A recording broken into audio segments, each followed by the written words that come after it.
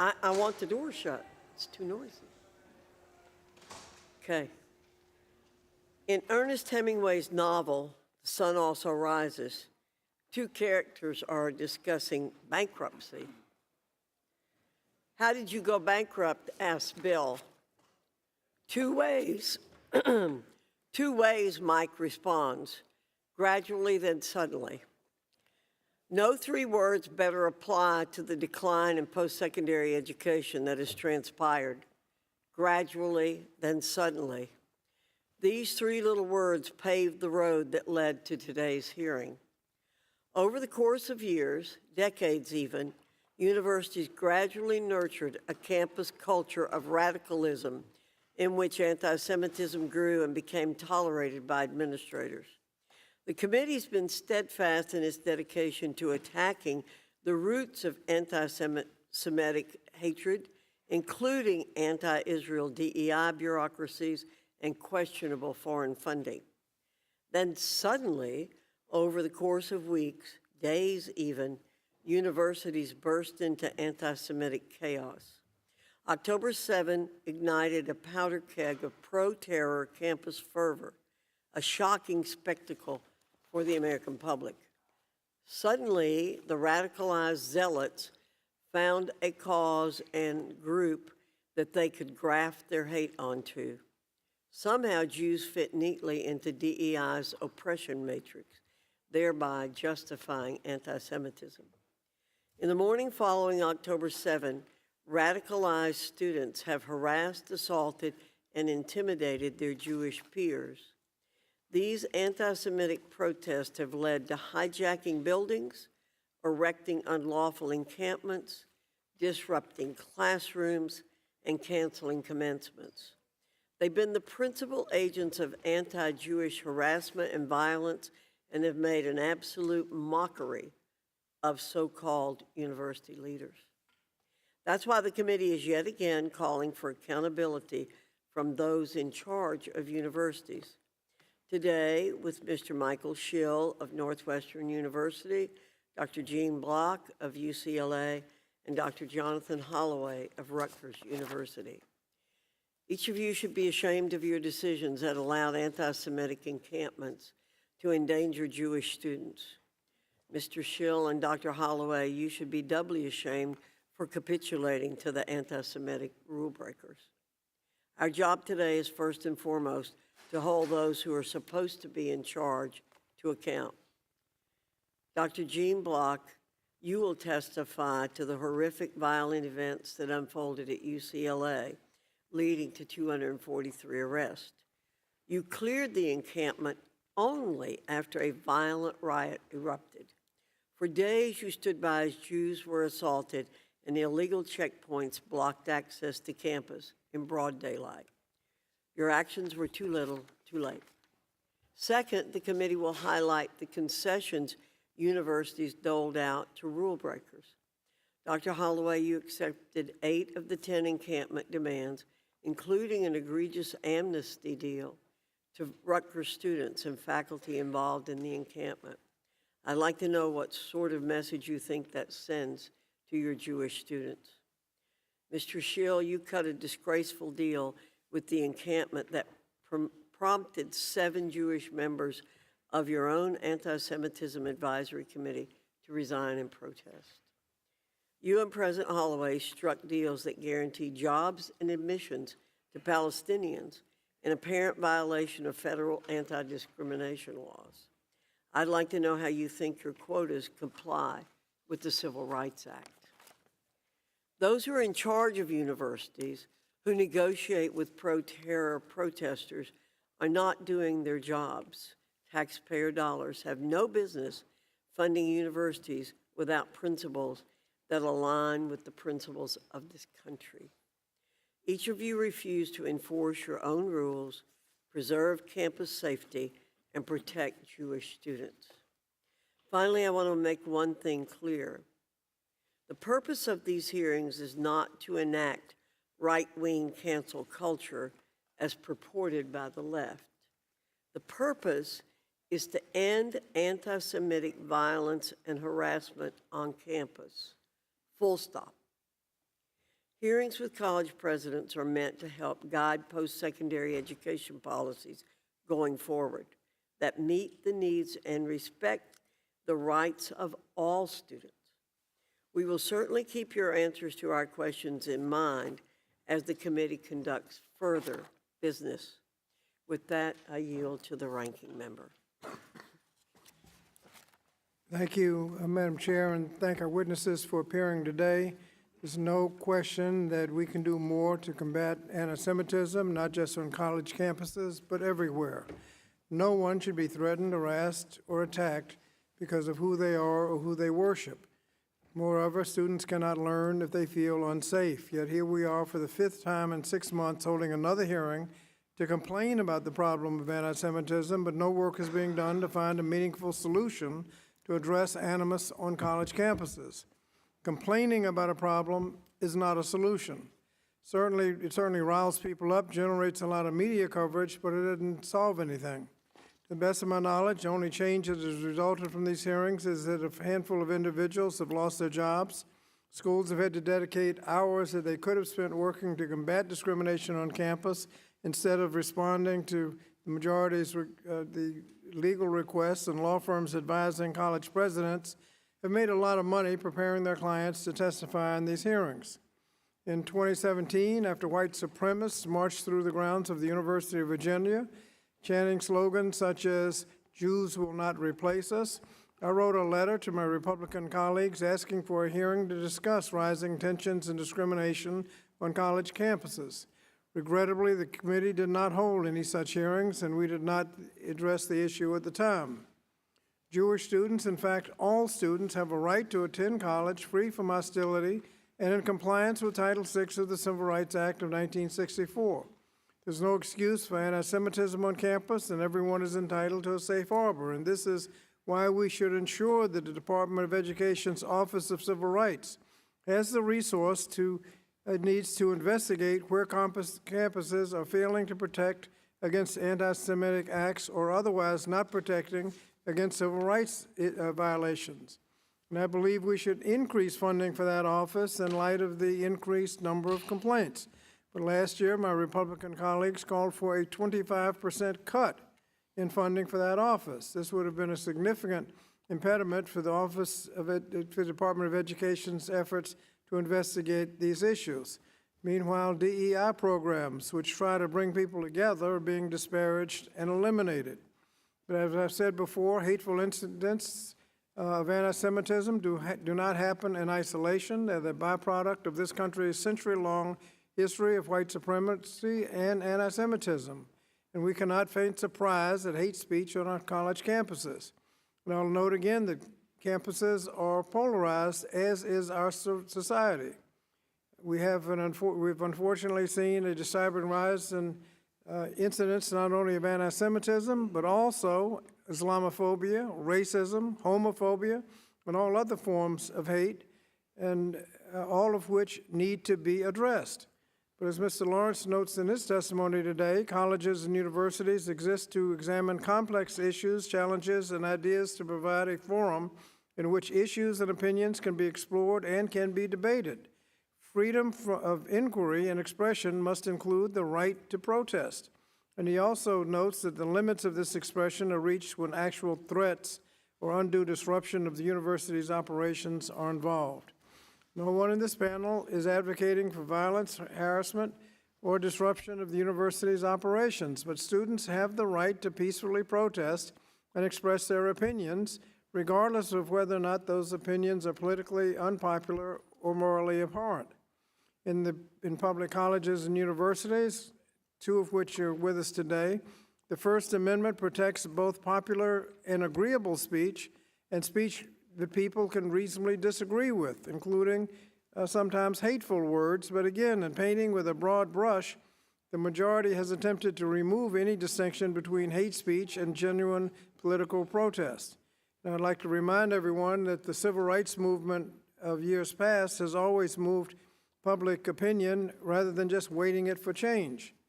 Today, 81% of Americans report a favorable opinion of Dr. Martin Luther King Jr. But in 1966, a Gallup survey found that nearly 2/3 of Americans had an unfavorable opinion of Dr. King. 2 years later, in the immediate aftermath of his assassination, another survey found that roughly 1/3 of Americans felt that he brought it on himself. In closing, as members of Congress, we have the responsibility to hold ourselves to a higher standard and be role models for our communities.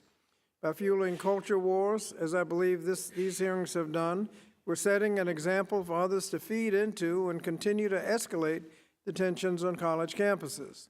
To that end, our students deserve more from us. They deserve a thoughtful, deliberate conversation about the constitutional questions before us that can lead to a meaningful change, and I hope my colleagues will rise to that challenge.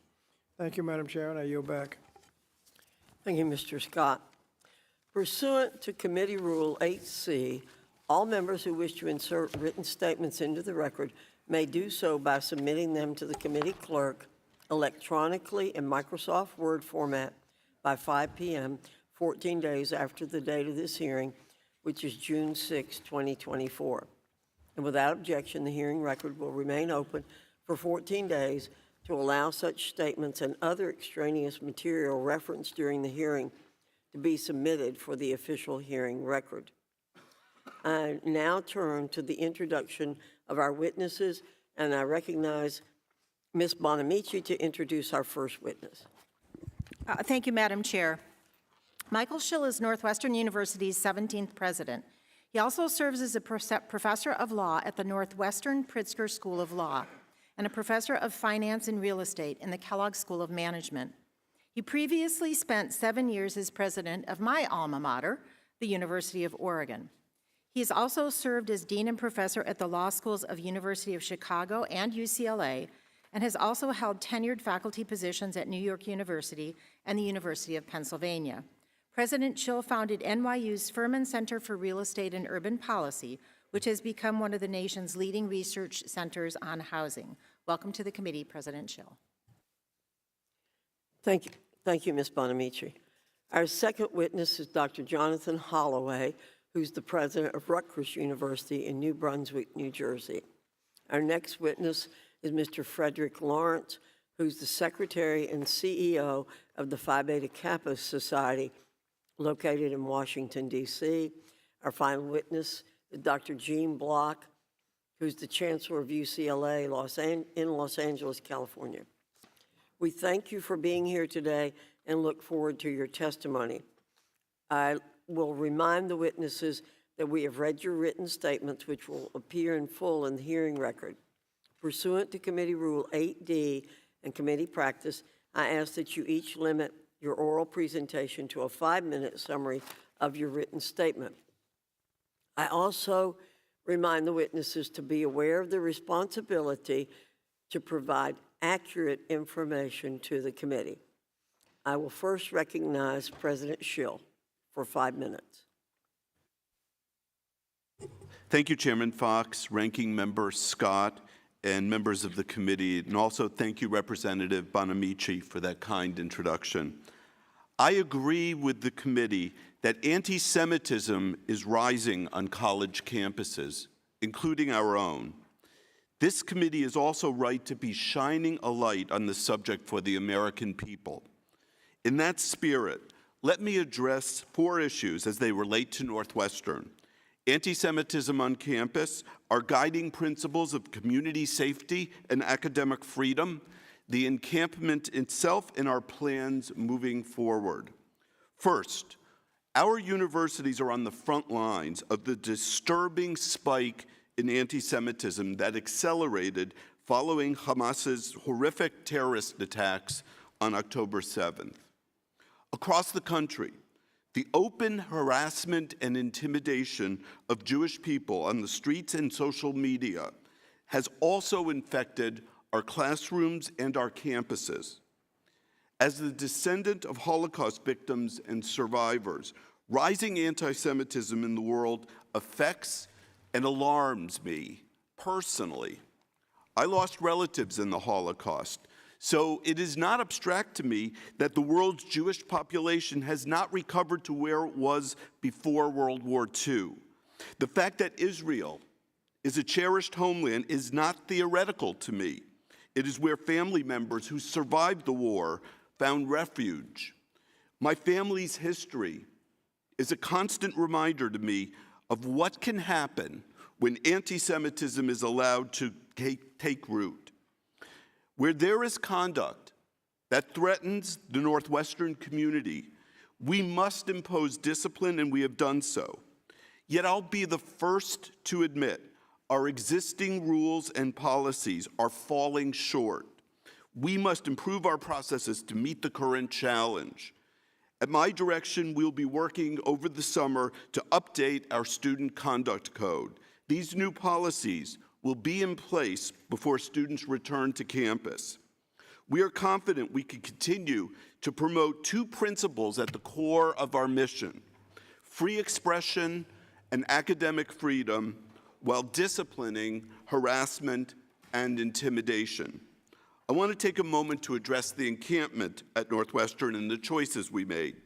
On the morning of April 25th, an encampment was erected on Deering Meadow, an iconic gathering space at the center of our campus. As I watched what was unfolding and at encampments across the country, I believed that the danger it posed grew every day it stayed up. Every day brought new reports of intimidation and harassment. And then on April 28th, the day before the tents came down, the threat of confrontation escalated with the addition of outsiders to the university. For the safety of our entire community, I knew I had to act. We had three options to do so. First option was letting the tents stay up indefinitely. We never seriously considered this option. They were a threat to our community. The encampment was breaking our rules. There was anti-Semitic behavior that was making our Jewish students feel unsafe. I knew we had to take down the encampment and get it down quickly and permanently. Second, sending in our student affairs officers and the Northwestern Police Department to make arrests. That was the second option. This option ended up posing too high a risk to our students, staff, and police officers. There were limited law enforcement resources available to the university, and it also created, as we saw around the country, escalation, renewed encampments. Finally, talking with the students about leaving voluntarily. This was the path we took, and the encampment came down in just 5 days. We did not give in to any of the protesters' demands, and the commitments we made are consistent with our values. Importantly, I rejected the main student demand for divestment and will not ever recommend that Northwestern use its resources for political purposes. By engaging students with dialogue instead of force, we modeled the behavior we want to apply going forward. Now, going forward, I want to make every one of you know, I am personally committed to fighting anti-Semitism. We are going to reconstitute a task force that will benefit from the information from other task forces. We will revise our student code. We will enhance enforcement. We will increase our security. And we will do what we do best, teaching our students about the dangers of anti-Semitism. I'd like to thank you all for listening, and I look forward to your questions. Thank you. I now recognize President Holloway for 5 minutes. Chairwoman Fox, Ranking Member Scott, members of the committee, thank you for this opportunity. My name is Jonathan Holloway, and I'm the president of Rutgers University, the State University of New Jersey. To help you understand me better, I offer the following. My maternal great-grandfather, William Johnson Trent, was an early organizer of the colored YMCA in Atlanta and served as president of Livingston College in Salisbury, North Carolina. His son, Bill Trent Jr., my grandfather, was dean of education at Bennett College in Greensboro, North Carolina, before becoming the founding executive director of the United Negro College Fund.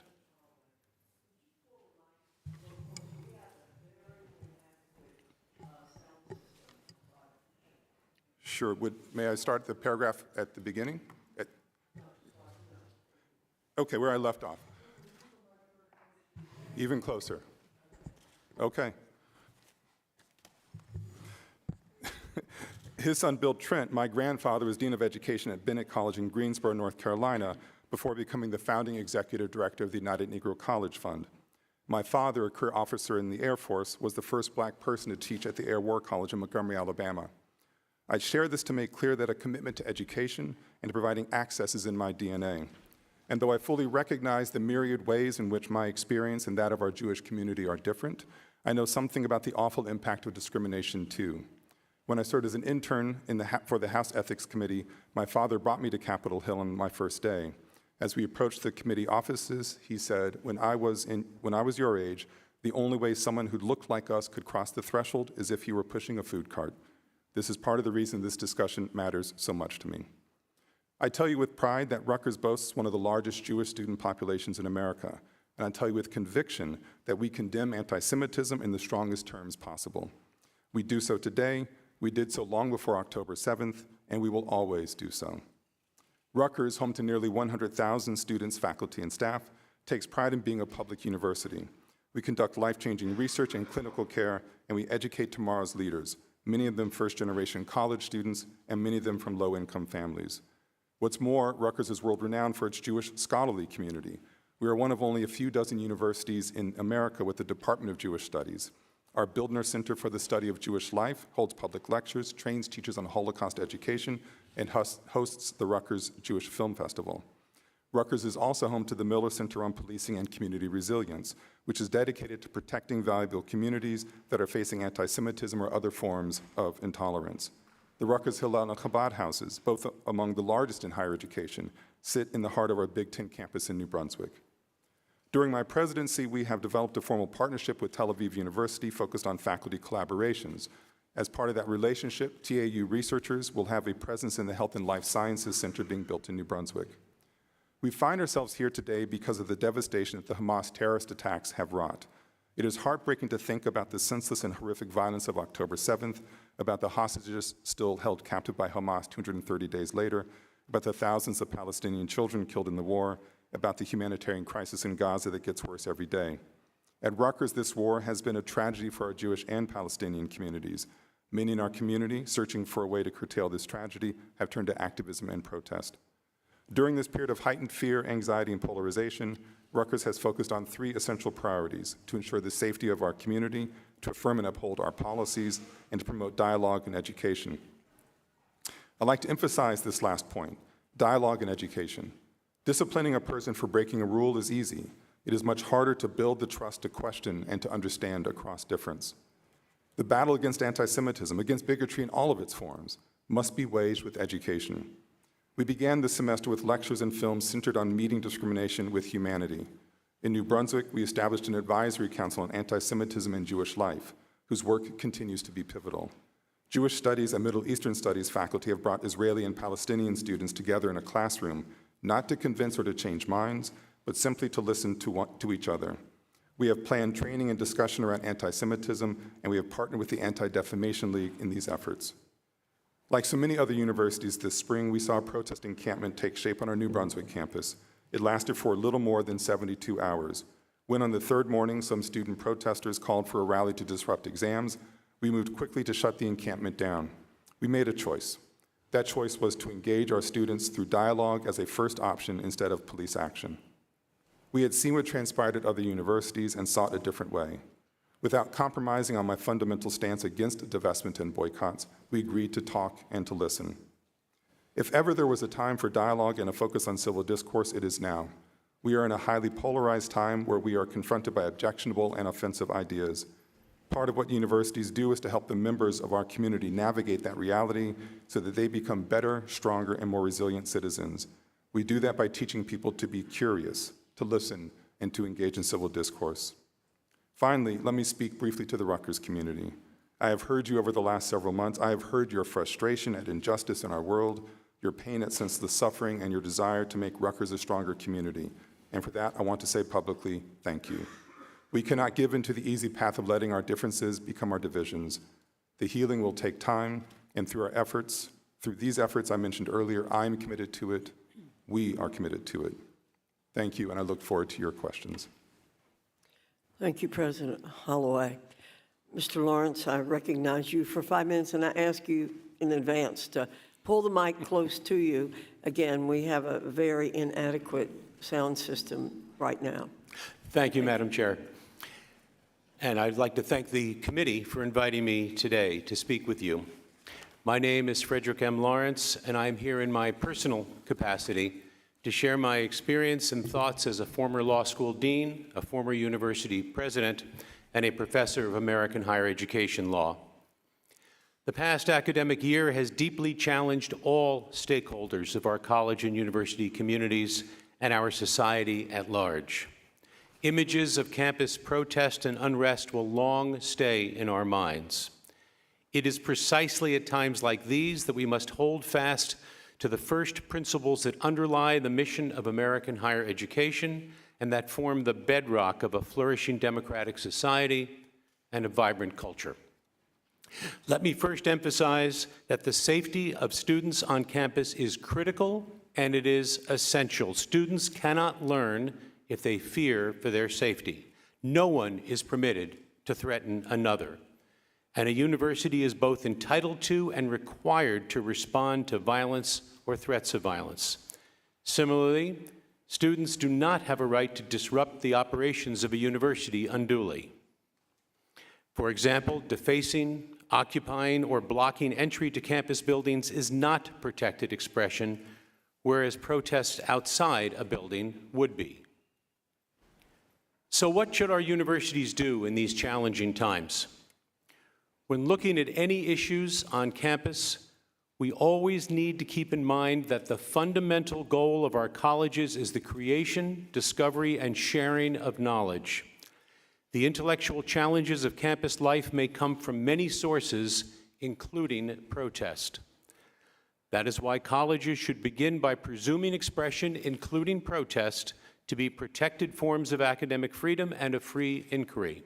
Again, the limits of this expression are reached when actual threats or undue disruption of the university operations are involved. Universities must treat all members of a campus community as part of we, not they. There is no they where our students are concerned.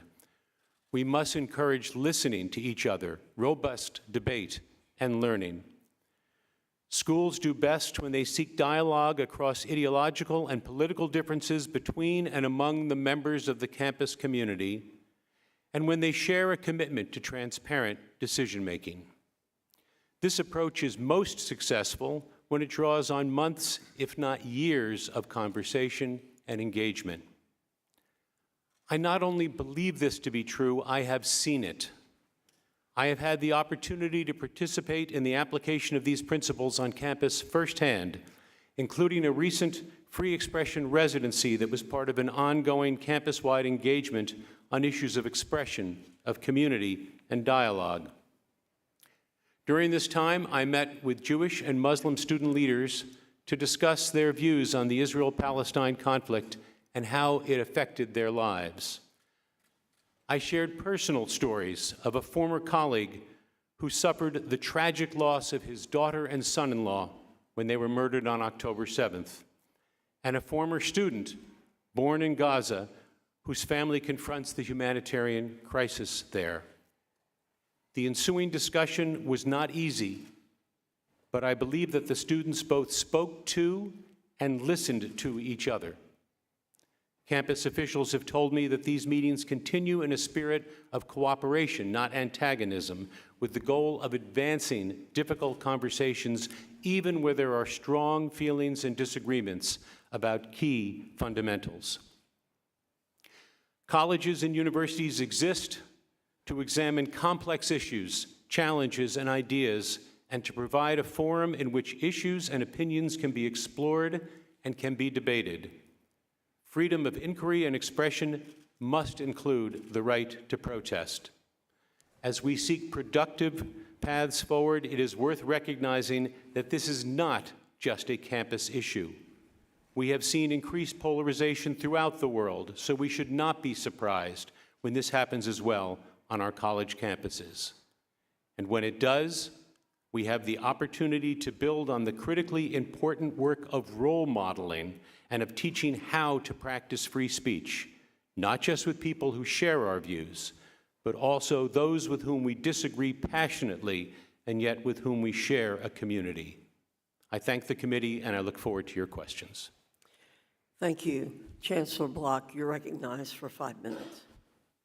Good morning, Chairwoman Fox, Ranking Member Scott, and members of the committee. My name is Gene Block, and I'm the Chancellor at UCLA.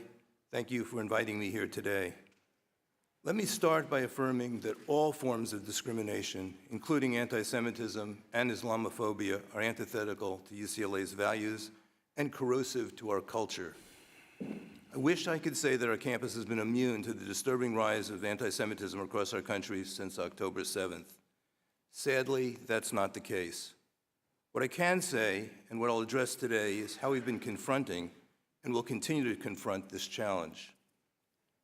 Last summer, I announced my intent to retire this July after leading UCLA for 17 years. These are my final months of chancellor of this distinguished institution. While I'm saddened by the recent turmoil on our campus, I'm also proud of our legacy as a university deeply committed to the peaceful expression of differing viewpoints. To have a functioning democracy, we must be able to speak freely about the most consequential events of the day. As a public university, UCLA is subject to a dual legal mandate: the First Amendment obligation to protect free speech on campus, and the obligation under federal laws to protect students from discrimination and harassment. This balance is often difficult to achieve, and it has been especially difficult since October 7th. I'm fully aware that many of our Jewish students have had to confront rhetoric and images on campus that any reasonable person would find repugnant. Trust me, I understand their pain. I've lived it myself. As a Jewish kid growing up in the Catskill region of New York with relatives who were Holocaust survivors and victims. As the former provost at the University of Virginia watching news coverage of neo-Nazis rioting outside the synagogue in Charlottesville, where my children were called to the Torah.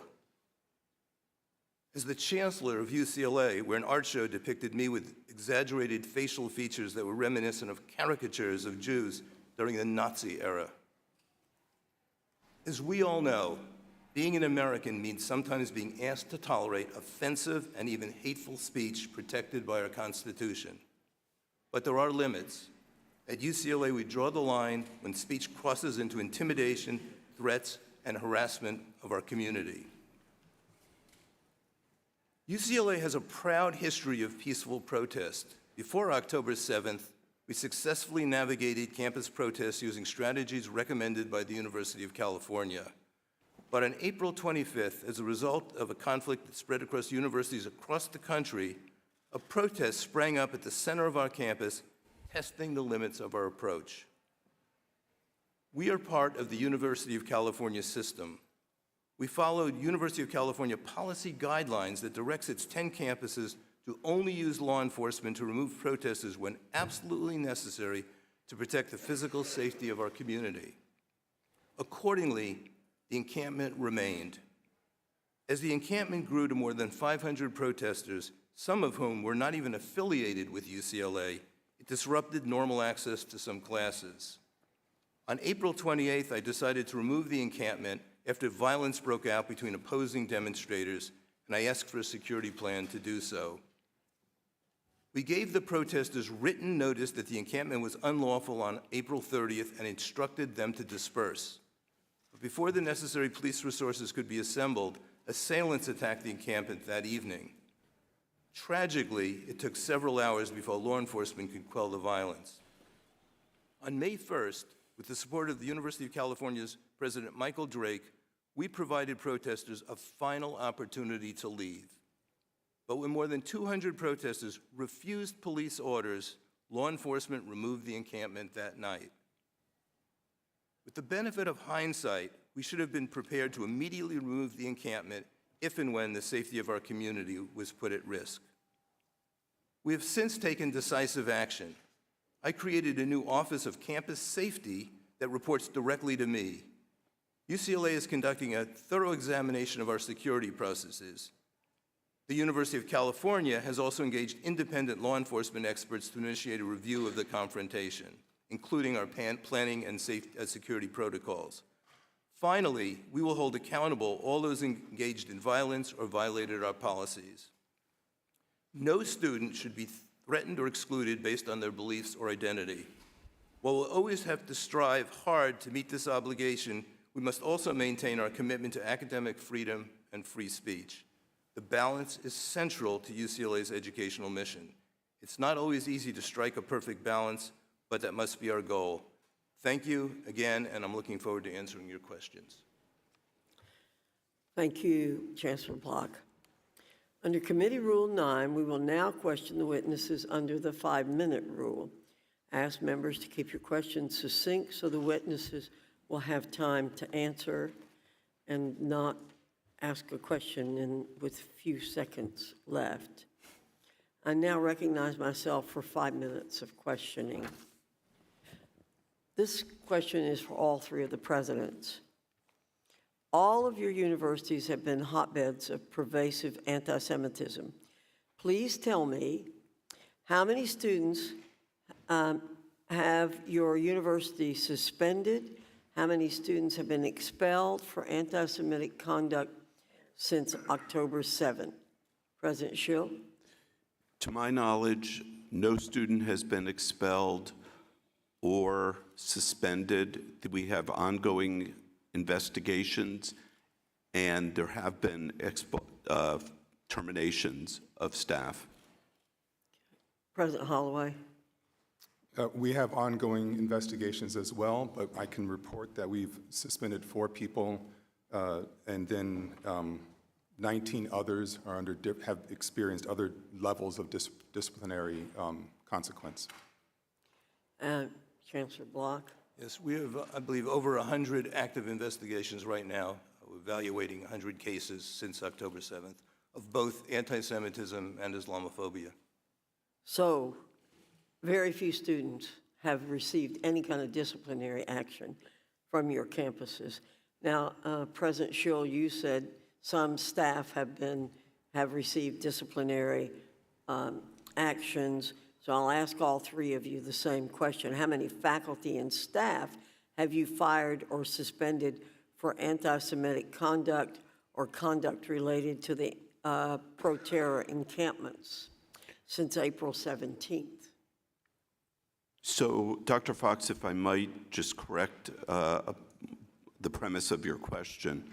The fact that we have not yet suspended or expelled students does not mean that students have not received discipline. There's a wide range of discipline, and discipline has been meted out to many of those students, but we haven't yet suspended or expelled anyone. Okay. We have, as I said, staff. I'm sorry. Staff, how many staff? I don't have the precise number, but we have had staff terminations. President Holloway, staff? And this question was since April 17th, ma'am, Yes. is that correct? I don't know that we have suspended anybody from staff at that time, but we do have ongoing disciplinary proceedings. Yeah. Chancellor Block? Ongoing disciplinary proceedings. Okay. Mr. Schill, in your deal with the self-proclaimed, quote, Northwestern Liberated Zone, you promised to reestablish an advisory committee on investment responsibility this fall. Northwestern Students for Justice in Palestine call this, quote, an important step toward our ultimate goal, divestment from Israel. Will you make clear here now that Northwestern will categorically reject any divestment or academic boycott of Israel? I will make clear that I would never recommend to the Board of Trustees divestment of anything or any academic boycott of Israel. Okay. Why did you agree to create the perception that you'd do so, which encouraged other universities to cave on this?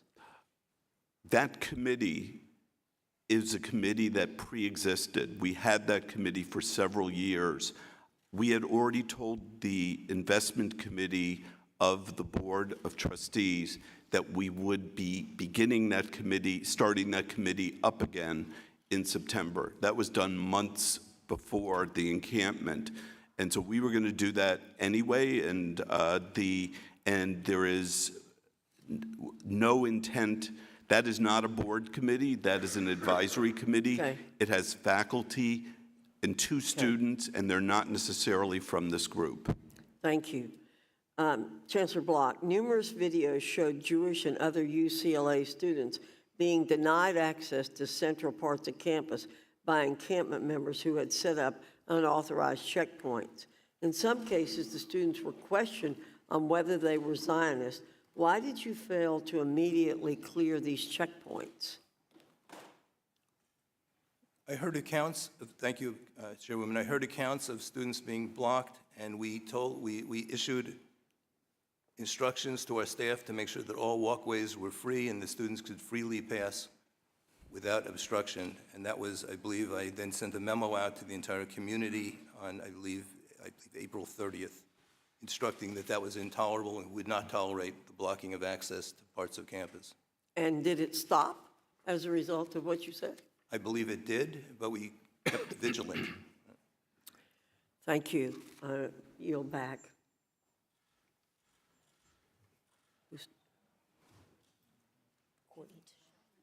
Mr. Courtney? Great. Thank you, Madam Chairwoman, and thank You're you to all the recognized. witnesses for being here today. As Mr. Scott pointed out, this is our 5th hearing on this topic, which is perfectly legitimate and appropriate, but I think it's also important to remember we're an Article I branch of government whose job it is to authorize and appropriate the U.S. Department of Education. The Civil Rights Division of the Department of Education just reported in 2023 they had a record number of complaints for the department. If you go back to 2009, it's tripled in terms of the number of complaints, and a lot of those complaints involve anti-Semitism.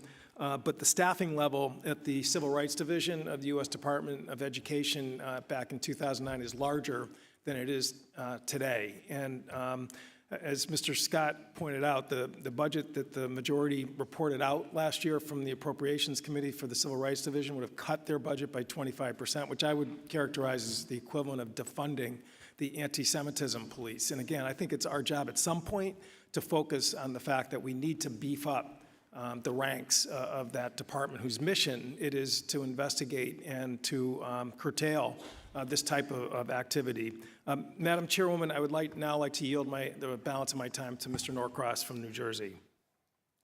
Norcross is And could I recognized. have an article admitted to the record on that report? Without objection. Thank you. Appreciate that. Thank you, Mr. Courtney, for yielding. President Holloway, great to see you again. For those of you who don't know, Rutgers, the flagship university in New Jersey, home to nearly 100,000 diverse students, faculty plus.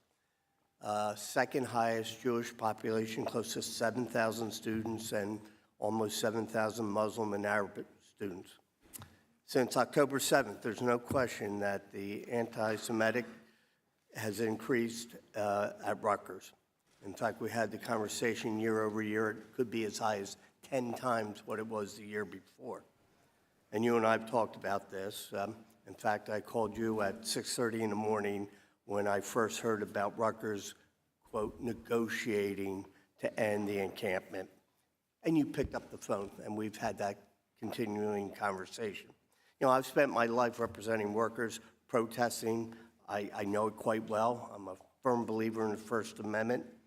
But that being said, as I know and many others, there are rules in all types of protests, on college campuses, no matter what the reason is. So, and I participated in protests over my lifetime, and when I crossed the line, I paid the consequences. So what I want to dig in today is, what are those lines? When were they crossed, and how you reacted, how Rutgers reacted? Specifically, the encampment at the New Brunswick campus concerned, it was called Voorhees Mall. So when did you first find out that there was a protest at the mall there? Thank you for the question, Congressman. There was a protest that had been approved in our free speech zone on campus. I think that was a Monday, sir. And then the protesters, and that's a legitimate area, and the protesters then moved down to Voorhees Mall. It's a about a 3-block walk, as you might recall, and started setting up an encampment. So I was learning of it as it was happening on that Monday. Were there any communication with the participants as they created or started the encampment? Communication from me, sir? From you, Rutgers police, any communication, or were they just I see. allowed Yes. to? No. For any approved protest, there's a whole process people go through in order to register their space and how they want to proceed. And we have student affairs professionals and university police, the Rutgers University Police Department, RUPD, and security. So they were engaged with those activists from the very beginning and in an ongoing way. Setting the stage, this was a time of year that most students don't look forward to. It's called finals, obviously some of the most difficult times. Were the participants advised that the disruption of finals, in this case, or other activities would not be permitted?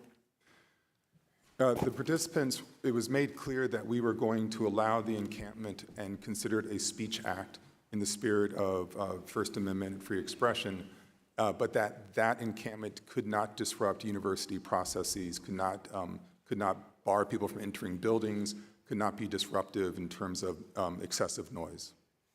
So I only have 10 seconds, and I'll be able to finish the line of questioning, but certainly we're going to continue on this time frame so we can get a better understanding. Yield back the balance of my time. Thank you, Mr. Norcross. Mr. Wahlberg, you're recognized for 5 minutes. I thank you, Madam Chairman.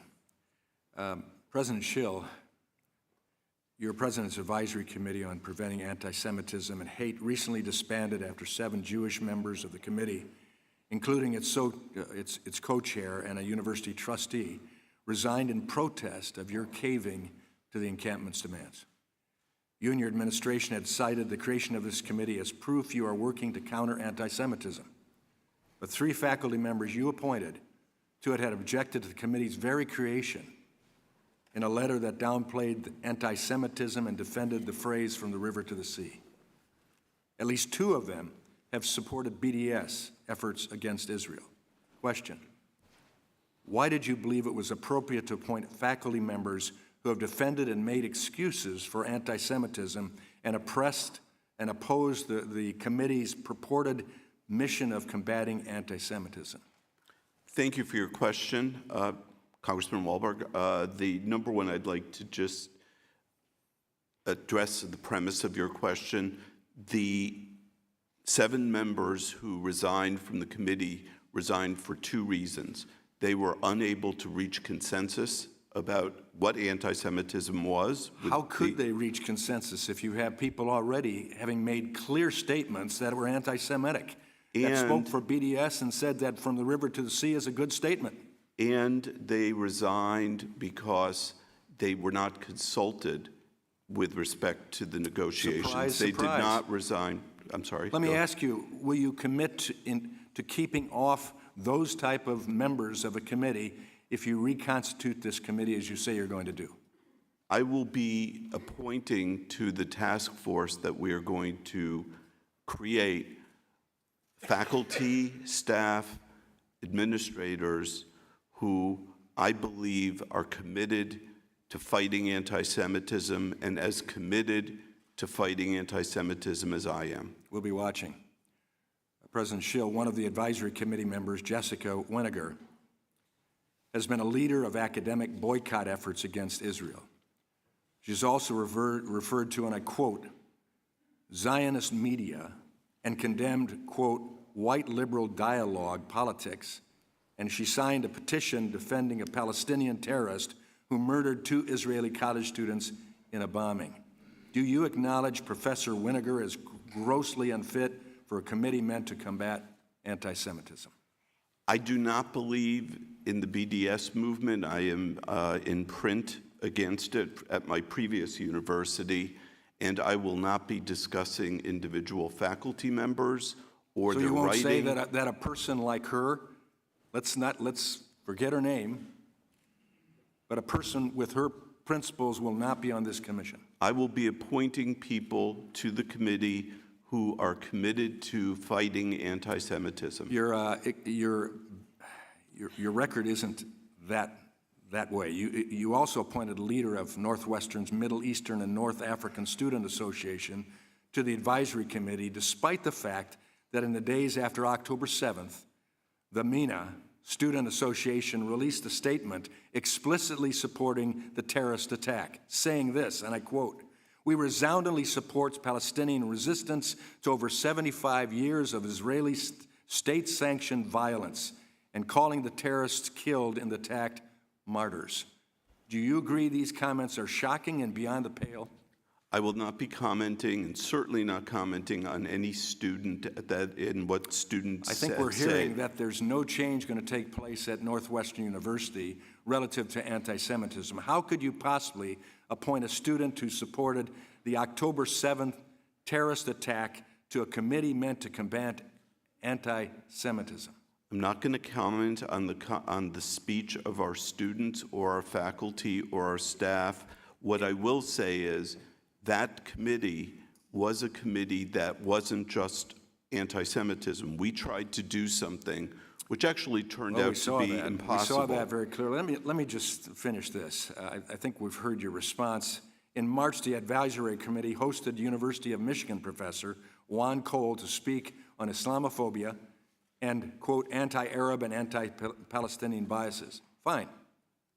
But Cole has made numerous anti-Semitic statements, including claiming that Israel, quote, was founded on a formal racial supremacist principle that Jews must rule the state.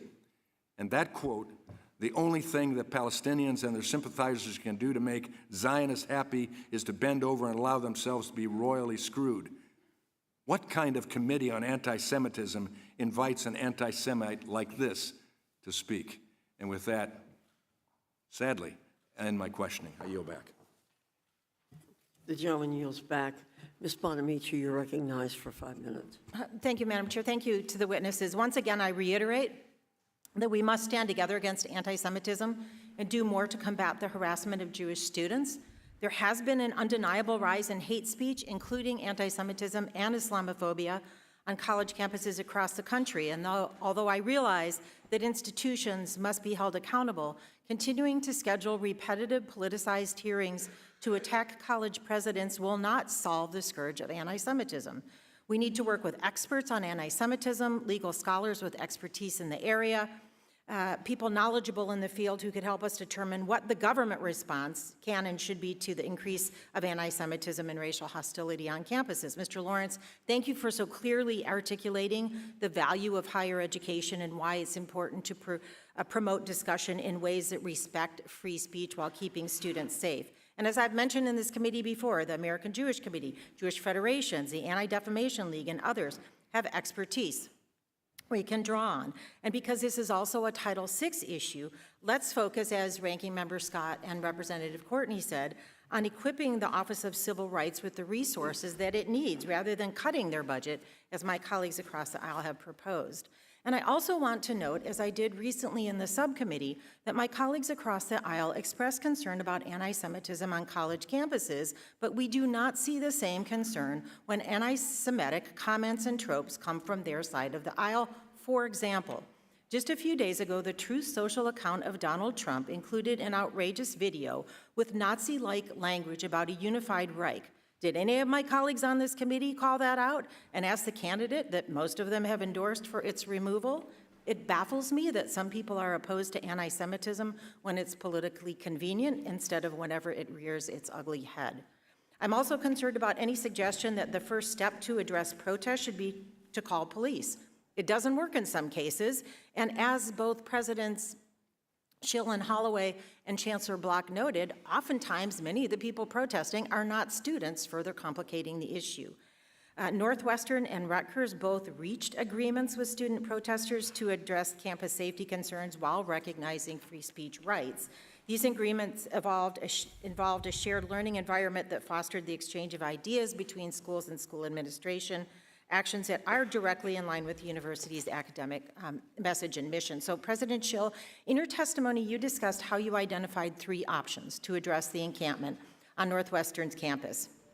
You talked a little bit about why you made the decision you did that talking with the students was the best option. But will you explain how the final agreement you reached with student protesters de-escalated activities on campus and how that worked? And did the agreement address rights or protections for Jewish or Israeli students? Thank you, Congresswoman Bonamici. So we looked at this. What we were experiencing with the encampment was a huge increase in anti-Semitic activity. We had things that we hadn't seen before, like complaints of anti-Semitism jumped up. There was a sign of a Mogen David with a slash on it put on Deering Gate. There was a picture of me with horns and blood, as all of you know. That's an anti-Semitic trope. So we made a decision, and it was making our Jewish students feel unsafe. So we made a decision, those tents had to come down. Those tents had to come down. We thought about bringing in the police as an option. That option turned out to be not possible to ensure safety.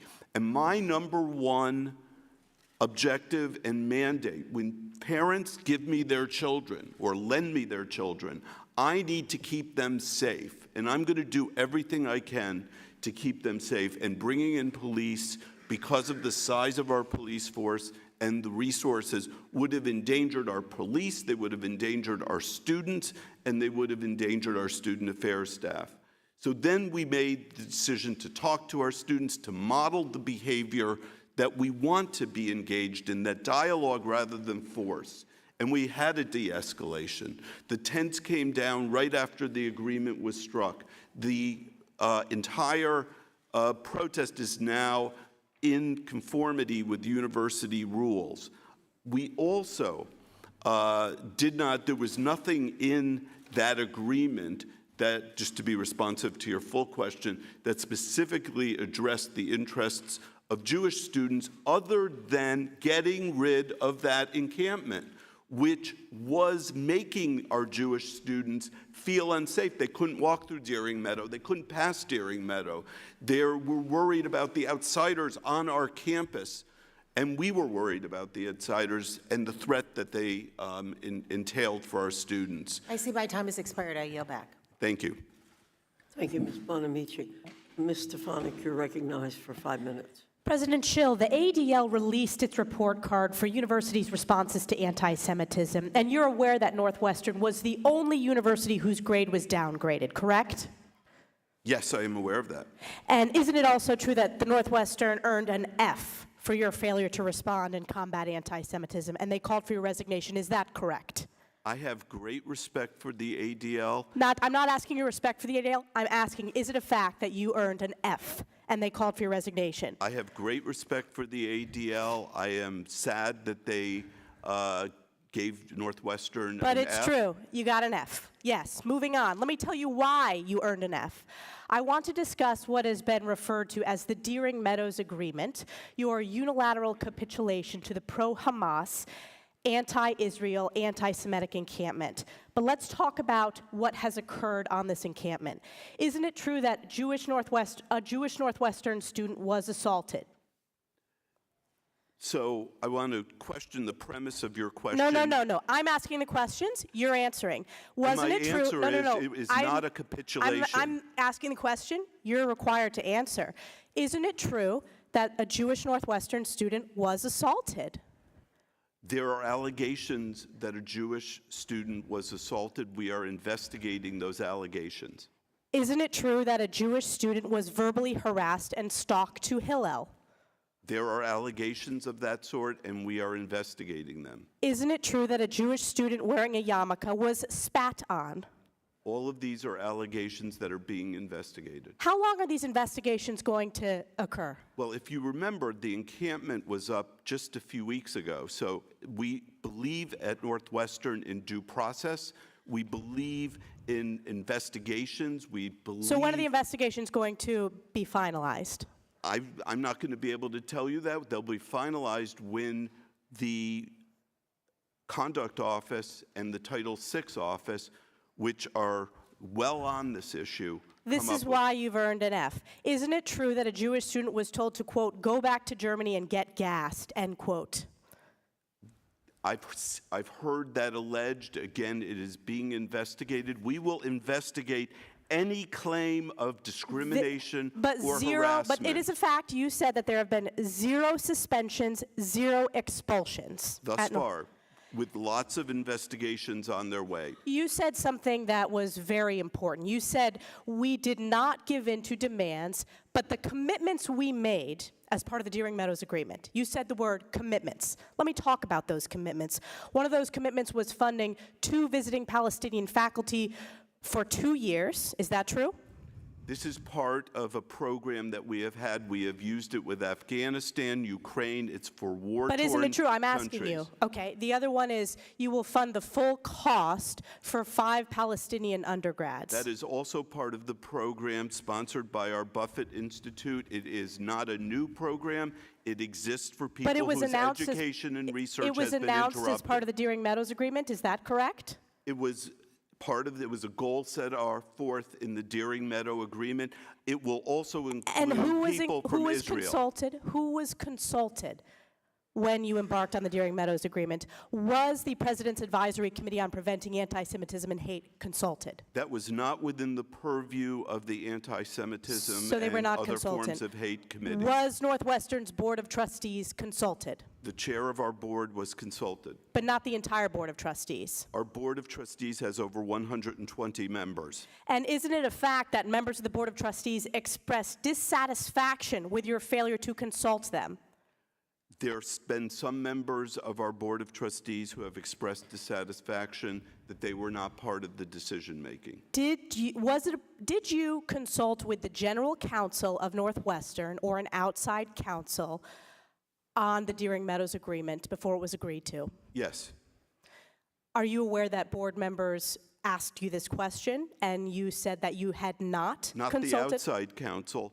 The general counsel of the university was part of my team managing this problem.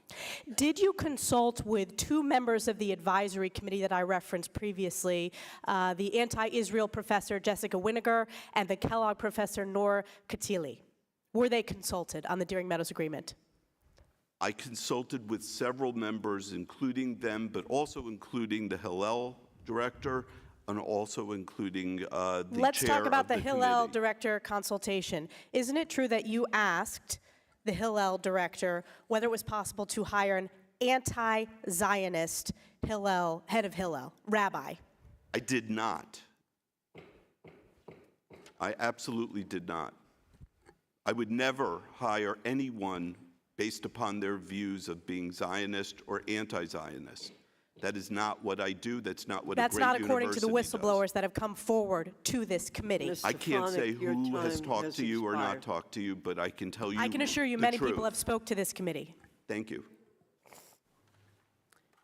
Mr. Takano, you're recognized for 5 minutes. Thank you, Madam Chair, and thank you to the witnesses for being here today. I'll begin with a few questions for the current presidents, and if you would please just answer with a yes or no if possible. My first question is, should colleges and universities be places where the right to free speech and free exchange of ideas is protected? President Schill. Yes. Mr. Holloway. Yes, sir. Chancellor Block. Yes, sir. At the same time, do colleges and universities have an obligation to keep students safe from harm and ensure that they're able to study and attend class without impediment? President Schill. Absolutely. President Holloway. Yes, sir. Chancellor Block. Yes, sir. Have your schools taken substantive steps to eliminate discrimination, including anti-Semitism, as defined by Title VI? President Schill. Yes, but we need to do more. Got it. President Holloway. I agree with Mr. Schill in the same way, yes, but we are always a work in progress. We're committed to it. Chancellor Block. I would say the same. We've made progress. We have programs. We need to do more. Great. University of California, Riverside, which is in my district, was the first school in the UC system to reach a peaceful resolution with student protesters. Students had set up an encampment on Monday, April 29th, and following negotiations between college administration and the leadership of the protest, the encampment was dissolved peacefully within a week without a single arrest. Chancellor Kim Wilcox, announced the terms of the agreement in a letter to the UCR community. Classes and final exams continued, and the commencement ceremony will be in just a couple of days. My university is leading by example, but my Republican colleagues are characterizing any agreement made between university administrators and student protesters as, quote unquote, conceding to the mob. Mr. Lawrence, in your experience as the former president of Brandeis University, what are the hazards of immediately punishing campus protesters rather than opening a dialogue between administrators and students? Thank you for the question, Congressman. There are two main concerns here. One, we always have to remember that even in these tense moments on campuses, we are an educative institution. We are educators. So the goal is to engage with students to the extent possible as part of the education process of all of the issues that are involved. Second, and regarding safety, you're always looking to try to find ways to de-escalate conflict to the extent possible. Understand that sometimes that's not going to be possible, and sometimes there are consequences that have to be pursued down the road. But you don't start that way. You start trying to de-escalate the conflict, and in my experience, reaching out to the students, to all of the stakeholders, and trying to build dialogue first with the administration and the students, and then among and between the students is the best way to reduce conflict. So, Dr. Schill, was the encampment at Northwestern dismantled peacefully? Yes, it was. Were there any arrests? There were no arrests needed. And Dr. Holloway, the same question. Was Rutgers encampment dismantled peacefully? Yes, it was, sir. Were there any arrests? No, there were not. And Dr. Schill, did the agreement Northwestern came to with the encamped students, did that agreement remove any rights or protections for Jewish or Israeli students? No, it actually gave them the ability to feel safe on campus because it was no longer there. And Dr. Holloway, did Rutgers' agreement remove any rights or protections for those students? No, sir, there is no diminution of rights and protections for Jewish students. And I will say, looking at the UCR agreement, I do not see that any rights were abridged or removed for Jewish or Israeli students either. Chancellor Block, UCLA is an unfortunate contrast to what happened at Rutgers and Northwestern. Tensions exploded into an incident that lasted several days, led to arrests of many, maybe hundreds of arrests, and put students in the hospital. In hindsight, do you, or could you or your administration have done anything differently to prevent things? As Mr. Lawrence said, sometimes it's not possible, but in hindsight, might there have been another approach? Thank you for your question. You know, always we're going to review all of our incidents and to see whether there was another pathway. We tried very hard to find an off-ramp for student protesters so they could leave the encampment. Wasn't to be. Safety became an issue for the whole community, and we had to ask all the encampment members to leave the encampment. Can you tell me just how much time was actually spent negotiating with the students or dialoguing? I mean, was that possible? Attempt was made first through intermediaries, through faculty, and then eventually our executive vice chancellor and provost actually sat in the encampment and discussed potential solutions and was unsuccessful. So there was a real attempt for discussion, but unfortunately was not successful. Well, thank you. I yield back, Madam Chair. Thank you, Mr. Takano. Mr. Allen, you're recognized for 5 minutes. Thank you, Madam Chairman. And first, I'd like to ask each one of you, the answer of the day is it's under investigation. What are these students doing while they're being investigated? Are they still attending classes? Are they still demonstrating? Are they still involved in this intolerable behavior on campus? Real quickly, what are they dismissed from the university until the investigation is complete? Tell me what's going on there. Dr. Schill. I can't say for specific students what they're doing, but we are still in session. We begin. Okay, so they're still attending classes, and we don't know if they're still involved in protest and everything else. Dr. Holloway, what about your university? We had a very successful and quiet commencement had a very successful and quiet commencement 2 weeks ago, and students who are under disciplinary review are not on our campus. There's no protest at this time. Dr. Holloway, what are you doing to those students who are under investigation? Was that to me, sir, or? No, I can't see for the camera. Dr. Block, Chancellor Block. So during this period of time, students are still attending classes. I should emphasize there is no encampment, and there have been no demonstrations that are problematic. Dr. Block, Section 185 of the California Penal Code outlaws wearing a mask to evade identification and committing a public offense. Why have you not banned the wearing of masks on your campus in accordance with California law? Yeah, well, we still apparently are allowed to wear masks for COVID protection, and students continue to wear them. And those are medical masks. Medical masks. Yes. Right. These are not medical masks. So you're allowing this behavior. We've allowed masks on campus, although we have a policy that should be unmasked. But during the time of COVID, we allowed medical masking, and we've continued to allow that. I'll yield to Ms. Stefanik the remainder of my time. President Schill, you said there's been a wide range of discipline. After testifying, there have been 0 suspensions, 0 expulsions, and you said discipline has been meted out. How has discipline been meted out? Discipline has run the gamut. That is the discipline that's already completed. Run the gamut from meetings with student affairs staff at the very lowest level of severity up to disciplinary probation, which means if there is another offense, students will be expelled or suspended. And you testified when I asked about the Deering Meadows Agreement with the visiting Palestinian faculty members. Isn't it true that the university committed to fundraise above and beyond its current commitment as part of the Deering Meadows Agreement? I did not commit. I don't know who told you that. Well, I'm reading it from the statement put out by the university that says, quote, the university commits to fundraise to sustain this program beyond this current commitment, end quote. I'm reading your words put out by your office. That is a program that is not just about the Middle East. That is a program that is about war-torn areas all across this world. But so Ukraine, for example, would be isn't included. it a fact that that was part of the agreement to increase the commitment to that? I don't think the agreement increased the commitment. It did. I'm reading it for you. You put this out from your office. Quote, the university commits to fundraise to sustain this program beyond this current commitment.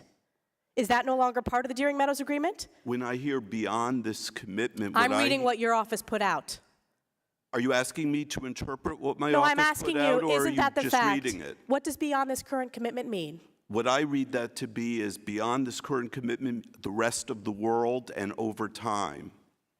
That's not, it's specifically focused on the Palestinian faculty members. Let me ask you this. But we're also going to be including Israeli faculty members. It doesn't say that in the Israeli commitment. Why didn't you include Israeli faculty members when you put out the Deering Meadows Agreement? Because the Deering Meadows Agreement, which actually I never called it that, but the Deering Meadows Agreement was just a framework of an agreement that was reached with students at 4 o'clock in the morning. At the pro-Hamas encampment. If you would like to see the entire program, go on our website, and that will explain it to you, and you will see No, I'm it doesn't asking you about violate what the Title university VI. put out. There is no mention of Israeli students or Israeli faculty. Isn't that the case?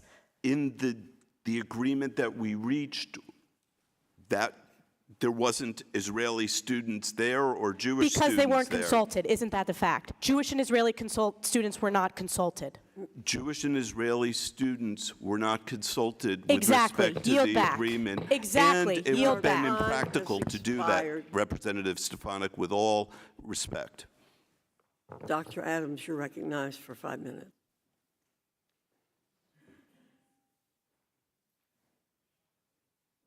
I'm sorry.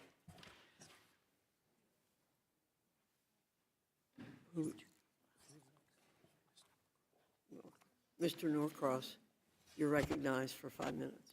Thank you, Madam Chairwoman. To pick up where we left off, and the premise behind this is we were talking about the encampments or the beginning of protest. You know, what were those lines? When were they crossed, and how you reacted? So just to bring back context and certainly understanding that, since that time you have, and I certainly have met with students, instructional staff, quite frankly, the union of the professors.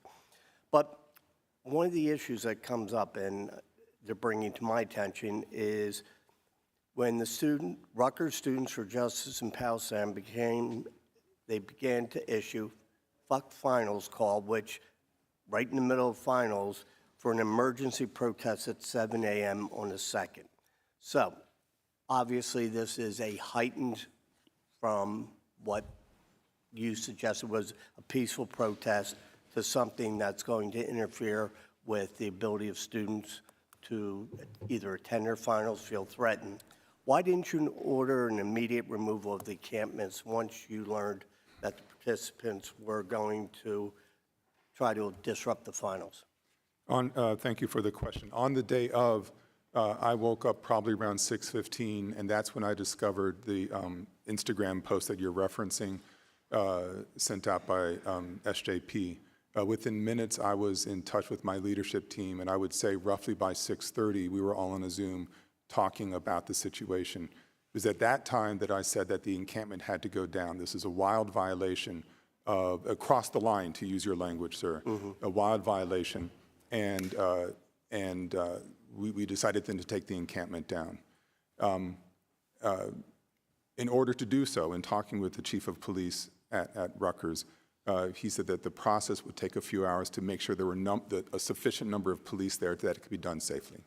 So I assume you were in consultation. This is the Rutgers chief of police. Did you consult with your board of governors or with lawyers that you have on staff or others? Our general counsel was in that group that I was referencing. The chief of police was dialed in at all times. We were engaged with him directly. The board of governors, I was in touch with the chair and vice chair, not at 6:30 in the morning, but at a reasonable hour for them to give them a heads up as to what was happening. But is this when the negotiations started with the protesters? The protesters, I discovered that they had sent in a list, I think on Tuesday, sir. This is Thursday that I'm talking about. Sent in a list on Tuesday, and then the chancellor of New Brunswick, who runs that campus on a daily basis, she and my chief of staff talked with 4 representative students on Wednesday, and then the agreement. This is the day before finals began, and the agreement was made then that we will be happy to talk with you, but this encampment cannot be disruptive. It cannot block access. It can't be raising noise. It needs to be silent because we have final exams tomorrow. They agreed to that, and then the next morning we discovered that they had broken that agreement. So the negotiations then were taking place while the encampment was still there. Is that correct? Yes. I mean, yes. So knowing that and I'll call it the agreement that was reached with the protesters, after that, why did it take so long to remove the encampment, even after the deal was done? The students asked for another meeting on Thursday morning. That's when they learned that I'd already given the order to take the encampment down. And they had hoped that we could have some further conversation on different points. I'm like, well, if you want to talk anything, you've got to agree to have this encampment down. We extended the timeline to 4 o'clock, and that was a matter of public safety, sir. In talking with regular engagement with the Attorney General of the state of New Jersey, when we sent out a request for mutual aid, they needed more time to make sure there were proper police there, proper amount of police. We had 125 police mustered, ready to go by early afternoon. I think I heard you say you spoke with the Attorney General? Yes, sir. And why was he brought into this? As I discovered, sir, that when I did not know it at the time, when police asked for mutual aid in the state of New Jersey and they asked for more assistance, that request ultimately lands with the Attorney General's office, sir. And what was his reaction or suggestion that you do? Take it down immediately, wait, go? He wanted to make sure that we had given, since we had allowed them to be there as a speech act, he wanted to make sure we would give them proper notice to that they were now in trespass, and then allow time to disperse. So the Attorney General said, wait till we tell them they're trespassing? Okay. I yield back the balance of my time. Thank you. I'm going to say to the members, when I start hitting the gavel, I want to be respectful to the witnesses answering questions, but if I hit the gavel, no more questions, okay? Thank you. Mr. Banks, you're recognized. President Schill, have you had any conversations over the last year about leaving the Big Ten Conference? No. Leaving the Big Ten conversations? Conference? No consideration, No, we're proud to conversations? be in the Big Ten Conference. We're proud of our football team, and we're proud of being a charter member of the Big Ten. Fully committed to remaining in the Big Ten Conference? We are fully committed to remaining in the Big Ten Conference. Last year, you fired the popular football coach, Coach Fitzgerald, after allegations of hazing in the locker room. You hired a law firm. You spent hundreds of thousands of dollars to do that. That law firm came back with a recommendation to give a 2-week suspension of the football coach because there was no credible evidence that he was aware at all of the harassment or the hazing allegations in the locker room. You issued that 2-week suspension, correct? I feel like this is a matter, as you know, former Coach Fitz is suing us, and you're asking for facts, and your premise is inaccurate, but I don't think... Don't accuse me of that. That's, well, that's it's outrageous. wrong, what you because just said. let me get to my point. Okay. Because I think your performance here has been very embarrassing to your school. You, after 72 hours, you gave him a 2-week suspension, and then you received a lot of backlash from the left-wing mob, including a letter from 6 professors who attacked you and said that wasn't good enough. By the way, 3 of those professors were also, they also attacked you later for creating the Committee on Anti-Semitism and Hate, and you responded to that left-wing backlash as well. So then you fired the popular football coach 72 hours later after you originally gave him a 2-week suspension. Here's what's relevant, Mr. President. You said that the decision to originally suspend Coach Fitzpatrick was mine and mine alone, as is the decision to part ways with him. So it was your decision alone. Let me ask you about Stephen Thrasher, who's one of the goons in the photo behind me. He's a professor of journalism at Northwestern.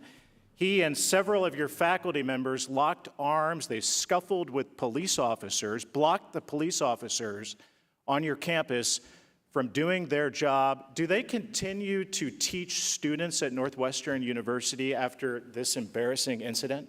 So I will not comment on individual faculty members nor on matters. Is it your decision and your decision alone to allow those professors to continue to teach students on your campus? We believe in due process at Northwestern University. You believe in due process except for the decision that you made about Coach Fitzgerald? We followed the contract. Have that your was cake and eat process. it too. We had an investigation, but I'm not going to go on and on about that. Is it okay for faculty members at Northwestern University to scuffle with police officers, to lock arms and prevent police officers from doing their job? You said in your opening statements that this encampment was responsible for anti-Semitic behavior that made Jewish students feel unsafe to go to class.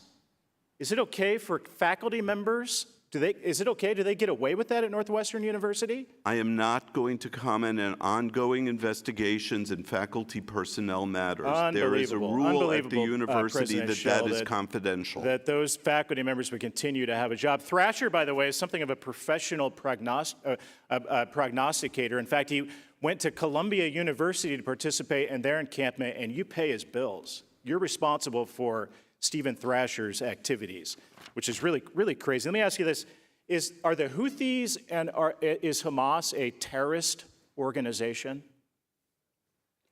Everything I know suggested that Hamas is a terrorist organization. Is it okay for professors or faculty members at Northwestern University to praise Hamas or the Houthis? Hamas, by the way, responsible for the attacks on October 7 that killed over 1,000 Jews and Israelis on a very terrible, dark day in Israel, is it okay for your faculty members to praise Hamas and the Houthis? And are you saying okay, meaning is it something that I would do, or are you saying No, okay? do you allow your professors and your faculty members to do that? Our professors and our faculty members have all of the rights of free speech that I'd like to submit these statements for the record, Madam Chair, of faculty members at Northwestern who have praised Hamas and the Houthis. And by the way, is it okay for faculty members, teachers to tell their students to go to the encampments or coerce them, push them toward that type of political behavior, to go participate and lock arms with the encampments and maybe tie their grades to that or make them feel like that's something that they should participate with? May I answer, Chair? You may answer. Thank you. Our faculty members, no one at our school may engage in discriminatory, harassing, or intimidating behavior. Madam Chair, I want to submit this for the record as well, these comments. $4 billion have gone to your university. We shouldn't give you another taxpayer dollar for the joke that your university has become under your leadership. Time has expired. Without objection, your material will be submitted for the record. Ms. Jayapal, you're recognized for 5 minutes. Thank you, Madam Chair. Free speech and the right to protest are foundational to our democracy, and upholding these rights without allowing them to be twisted into weapons of hate is no easy task. And nowhere, perhaps, is it more difficult than on college campuses, places that help students to think, to engage, to broaden their mindsets, and to express their ideas without violence or intimidation. Anti-Semitism, Islamophobia, anti-AAPI hate, LGBTQIA hate, and indeed all forms of hatred have no place in our society, including on college campuses. The history of protest on college campuses is mirrored in today's history. In today's protests, as college administrators, protecting all of your students and allowing your campuses to remain as communities of free debate is your responsibility. So instead of using these hearings for political bullying purposes, which is what the majority seems to do, and if you want to be embarrassed about something, perhaps be embarrassed about the fact that this majority has not been able to govern in this cycle without being saved by Democrats. I, for one, am interested in hearing and learning about what successful negotiation and de-escalation looks like in the context of protecting students and free speech. Mr. Schill, I'm a proud MBA graduate from the Kellogg School at Northwestern University. In fact, many of my courses were about negotiation and mediation. And you have described college presidents as being between a rock and a hard place in a recent op-ed, and certainly we see that. I agree completely with your eloquent comments on the need to fight the scourge of anti-Semitism on our campuses and everywhere, and I appreciate your own lived experience and your work to do that. You did not mention other forms of hate that have also arisen against Palestinian, Arab, and Muslim students on your campus. Do you have the same level of commitment to fight that kind of hate against those students? And can you tell me what efforts you are taking to address safety concerns for those communities? Absolutely. Any form of hate, any form of discrimination or harassment based upon Title VI or other rules at the university, we will investigate any complaints, and we have gotten complaints that sound in Islamophobia, and we will investigate them. We will also protect all of our students, whether on campus or off campus, and we will connect and communicate. I had a dinner for 45 Jewish kids, and I asked them about what they needed. I had a dinner for Islamic students and asked them what they needed. We are a university. These are all of our students. Everyone is part of our community, and I owe an obligation. My number one obligation is public safety and is their safety, because if you don't feel safe, you cannot learn. And that's what Northwestern does better than any other university. As you know, because you're an alumna, it teaches and it does research and it creates an environment for learning. Thank you. You commented some on this, but I wanted to know if you had more to say about the options and the outcomes that you considered before choosing negotiation. You were actually successful in ending your college's encampment by peacefully negotiating with the protesters. Did you have anything you wanted to add about what you were considering as you decided to take that course of negotiation? So, as I said, we had to get the encampment down. We needed to, the police solution was not, number one, not going to be available to us to keep people safe, but also may not be the wise solution, as we've seen at some other universities around the country.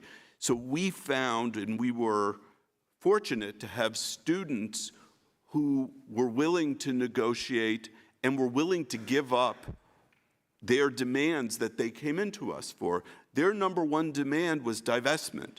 We said no. We said absolutely not. We said nothing that singles out Israel. And then we said, let's think about what will make the university stronger, what will be important for your community. And then we came to this agreement over time, hearing what their needs are. And I would do that. I would listen to the needs of any community. And I have to say, most of these things, we had already been in communication with our Muslim students. For example, the House for Muslim Students and MENA students, that was already in conversation for a year. They had no place to pray. They had no place to eat and celebrate Ramadan. So that was something that we accord to our Jewish students, to our Catholic students, to our Lutheran students. So we want to meet the needs of our students where they are.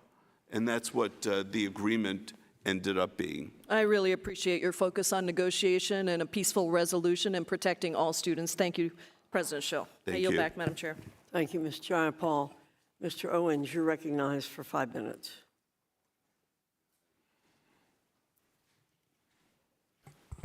Thank you.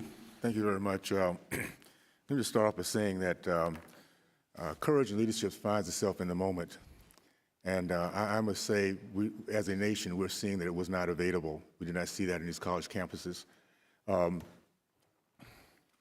What I think we were looking for was strength, fairness to all, including our Jewish students, wisdom, and the recognition that hatred cannot be negotiated with.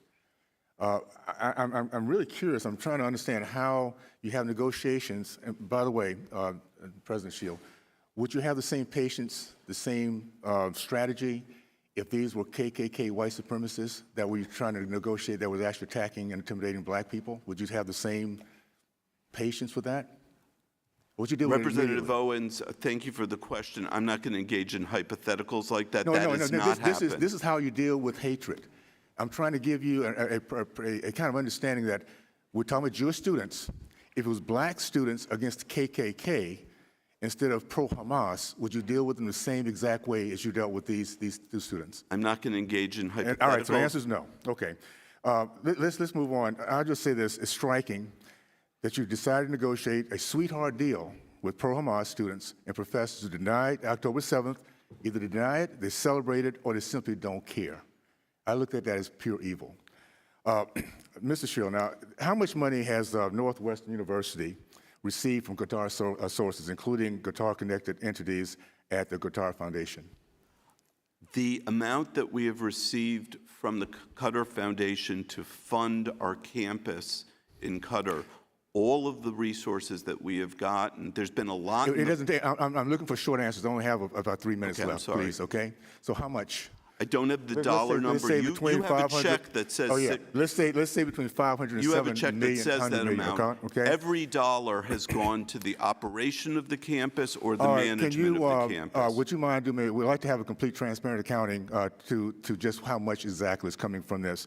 Now, are you aware this is the same Qatar government that has partnered with the currently harbors the leaders of Hamas, and estimated to have given the terrorist organization of Hamas about $1.8 billion. Are you aware of that? Qatar? They are harboring those leaders at with the knowledge. Okay, are you aware that the United States government supports Please, yes or that no. and has Are supported you aware that. $1.8 billion has been given to Hamas from Qatar? Pardon me? Are you aware that terrorists have given that Qatar has given the terrorists $1.8 billion to Hamas? This is not my area of all right, expertise. you're not aware. Okay. Are you aware that the Iranian officials travel in and out of Doha to meet with Hamas? This is not in my area of expertise. Do you think, if this was true, do you think it'd be a good idea for the University of Northwestern to partner with a government that harbors terrorist Hamas and Iranian operatives who fund terrorism? Yes or no? I'm not going to engage in yes or no answers. Obviously you don't have a problem with that. Northwestern's School of Journalism is a formal partnership with. I'm sorry, you telling me what my views are. A formal partnership with the Qatar media outlet Al Jazeera. Did you know that? I'm sorry? Did you know that your Northwestern School of Journalism is a formal partnership with Al Jazeera? I, in fact, just found out about that last week. Okay, well, let me make you aware of it then, because Al Jazeera, because of their pro-Hamas reporting, the Secretary of State, Anthony Blinken, asked the Qatar Prime Minister to tone down Al Jazeera's anti-Israel incitement. Also, it was Israel, Saudi Arabia, Jordan, and Egypt that had blocked Al Jazeera because of their pro-Hamas mouthpiece. My understanding is that you have a contract with the Qatar Foundation that expires at the end of 2027-2028 academic year, which now that you know about Qatar, would you be willing to, or are you going to still renew that contract? The review of that contract is being done by the provost office, and okay, it will so be. it is. So I'm sorry. May I just finish I'm the sorry. answer? These are really short questions. Knowing that Al Jazeera is a mouthpiece for Hamas, are you willing to end that partnership? The decision with respect to the Qatar campus is ultimately the Board of Trustees, and I actually am concerned by the agreement that you're talking about with Al Jazeera, and we are going to look into it. Yeah, okay.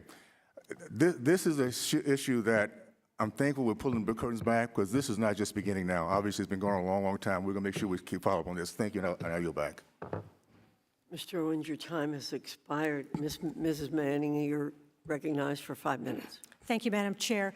Thank you to our witnesses for being here today. Clearly, none of you were prepared for what happened on your campuses after October 7th. And I have spoken with Jewish students, faculty members, alumni who have described countless horrifying and relentless incidents of harassment, intimidation, the use of Jewish tropes, the putting up of leaflets and the tearing down of hostage posters, the isolation of Jewish student groups, of Jewish students rather, forcing them to leave official student groups, from student government to dance troupes. Students were unable to get to class. They were afraid to go to the dining rooms. They could not study. They had classes and exams canceled. What has been described to me has been nothing short of the normalization of anti-Semitism on your campuses. But this normalization of anti-Semitism did not start on October 7th. It predated that date by many years, and it reflects a failure to take anti-Semitism seriously, a failure to treat anti-Semitism the same way you would treat any other kind of discrimination.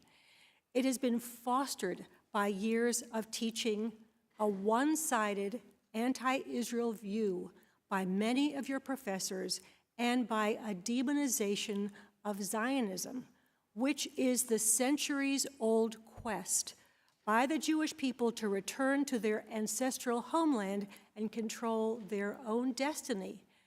President Schill, why hasn't Northwestern taken serious steps to address the normalization of anti-Semitism and anti-Zionist teachings on your campus long before October 7th? So thank you for the question, Congresswoman Manning. I believe we are taking steps. I believe you are absolutely right. None of us were prepared for what we saw on after October 7th, and you have my commitment that we will do what is necessary to combat anti-Semitism, but we will also do what is necessary to educate our students in the evils of anti-Semitism as well as the roots of anti-Semitism. And it's a shame that this disaster finally brought a recognition that that kind of education is necessary. I know you had an anti-Semitism task force. It had no experts on anti-Semitism on the task force. Will you commit to putting together a task force that has experts on anti-Semitism? It actually did. We did have a faculty member who was a consultant to the Holocaust Museum, so we did have someone on the committee there. But we will definitely have people who are knowledgeable and who are aware of anti-Semitism. And will you commit to training not just students, but also your faculty members on what anti-Semitism is and the dangers that it presents, not just to Jewish students, but to the foundations of our democracy? I believe that's a good idea. Thank you. Chancellor Block, same question for you. Yes. So we admit that this is a challenge. And it's been a challenge. I have emails dating back to 2014 from dedicated alumni who tried to alert you of the growing problem with anti-Semitism that was growing on your campus. So we responded. We've tried to respond with education and obviously with enforcement where there are complaints about specific anti-Semitic events. We developed an online training module on anti-discrimination. We bolstered the part on anti-Semitism. We have an orientation. Are all your students required to take anti-Semitism training? They're not required to take anti-Semitism. The anti-discrimination module is recommended for all incoming students. Approximately 90% of our students take an online training for it. It's talked about at orientation. And does that include anti-Semitism training? It has anti-Semitism discussion. And do you think it needs more? I think we need to do more. I would agree. And do your faculty also need to take that anti-Semitism training? I think faculty could benefit also from understanding the challenges of our students today, and I agree. Okay. And President Holloway, same question to you. By the way, I have been at college in my district, so I understand your roots. Thank you, ma'am. I want to say from the beginning that we are living in an age of heightened discrimination and anti-Semitism, absolutely. The campuses are no different from the rest of the country, and any expression of it, I think, is absolutely horrible. What I also want to say is that we address every instance that's brought to our attention of discriminatory behavior, including anti-Semitism. Thank you. My time has expired. I yield back. Thank you, Ms. Manning. Mr. Good, you're recognized for 5 minutes. Thank you, Madam Chairman. President Holloway, the Rutgers Newark campus hosts a think tank called the Center for Security, Race, and Rights, or CSRR. In just the past week, CSRR, which astonishingly is 50% funded by your chancellor's discretionary budget, and their director's $232,000 salary, of course, is paid for by the university. Well, again, in just the past week, CSRR, again, a so-called think tank called the Center for Security, Race, and Rights, has exposed its anti-Semitic agenda. In a post on X, CSRR called Israel's government, quote, genocidal. Do you think Israel's government's genocidal? Sir, I don't have an opinion on Israel's, in terms of that phrase. You do not have an opinion as to whether or not Israel's government's genocidal? No, sir. I think Israel has a right to exist and to protect itself. Do you think Israel's government's genocidal? I think Israel has a right to exist and to protect itself, sir. But you will not say that Israel's government's not genocidal. You can't say that. Sir, I believe in the government's right to this, the country's You can't be right that to exist. surprised by the topic of the discussion today, and you can't say that Israel's government is not genocidal. That's interesting.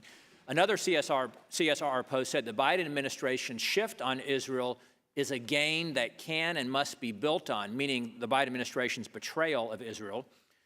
Another post from the center said the real threat to American Jews comes not from students, but from MAGA Republicans who are shouting about anti-Semitism the loudest. Do you agree with this, again, Rutgers-funded think tank, half funded by your chancellor's discretionary budget, director has a $232,000 salary funded by Rutgers. Do you agree that MAGA Republicans are a threat to American Jews? Sir, these statements that you're reading, I find all deeply troubling and unsettling, sir. This would start with a yes or a no. Do you think that MAGA Republicans are a threat to American Jews? I'm not in a position to answer that question, sir. Are you in a position to answer any questions? Yes, Do I you am, have an sir. opinion on anything on this subject that's at hand today? I mean, what does that mean? Do you think that anti-Israel political advocacy is an appropriate use of taxpayer dollars by a public university like Rutgers? I think at a public university, we have to abide by the First Amendment and be a place So where... should Rutgers fund anti-Israel political advocacy? Sir, we should not be funding anti-Israel advocacy, no. Okay, that's good to hear. On the 20th anniversary of September 11, CSRR sponsored an event featuring a speaker who was convicted in 2006 for material support of a terrorist group, the Palestinian Islamic Jihad. His name is Sami al-Arian, and he pled guilty to several charges. The event was designed to so-called challenge the narrative surrounding 9/11 and how 9/11 supposedly legitimized a war on terror and other imperialist wars and interventions. I should note that 750 New Jerseyans died on 9/11. They were murdered on 9/11. So do you think it's acceptable for New Jersey State University to sponsor an event about 9/11 with a speech by a convicted terrorist conspirator? I learned about that person's involvement. I don't support that person's ideas in the least. I think they're wildly offensive. I also, well, that's all. I'll just stop there, sir. I'm sorry? I was ending my question. Yeah, well, you were president at that time. Did you do anything about this event taking place on your campus or to prevent future events like this from taking place? Did you ask if I would prevent that from happening, sir? Is that what you said? Again, do you think it's okay for New Jersey State University, Rutgers, to sponsor an event about 9/11 with a speech by a convicted terrorist conspirator? You said no, you did not think so. That's correct, sir. So did you do anything about it when you learned about it? You were president at the time.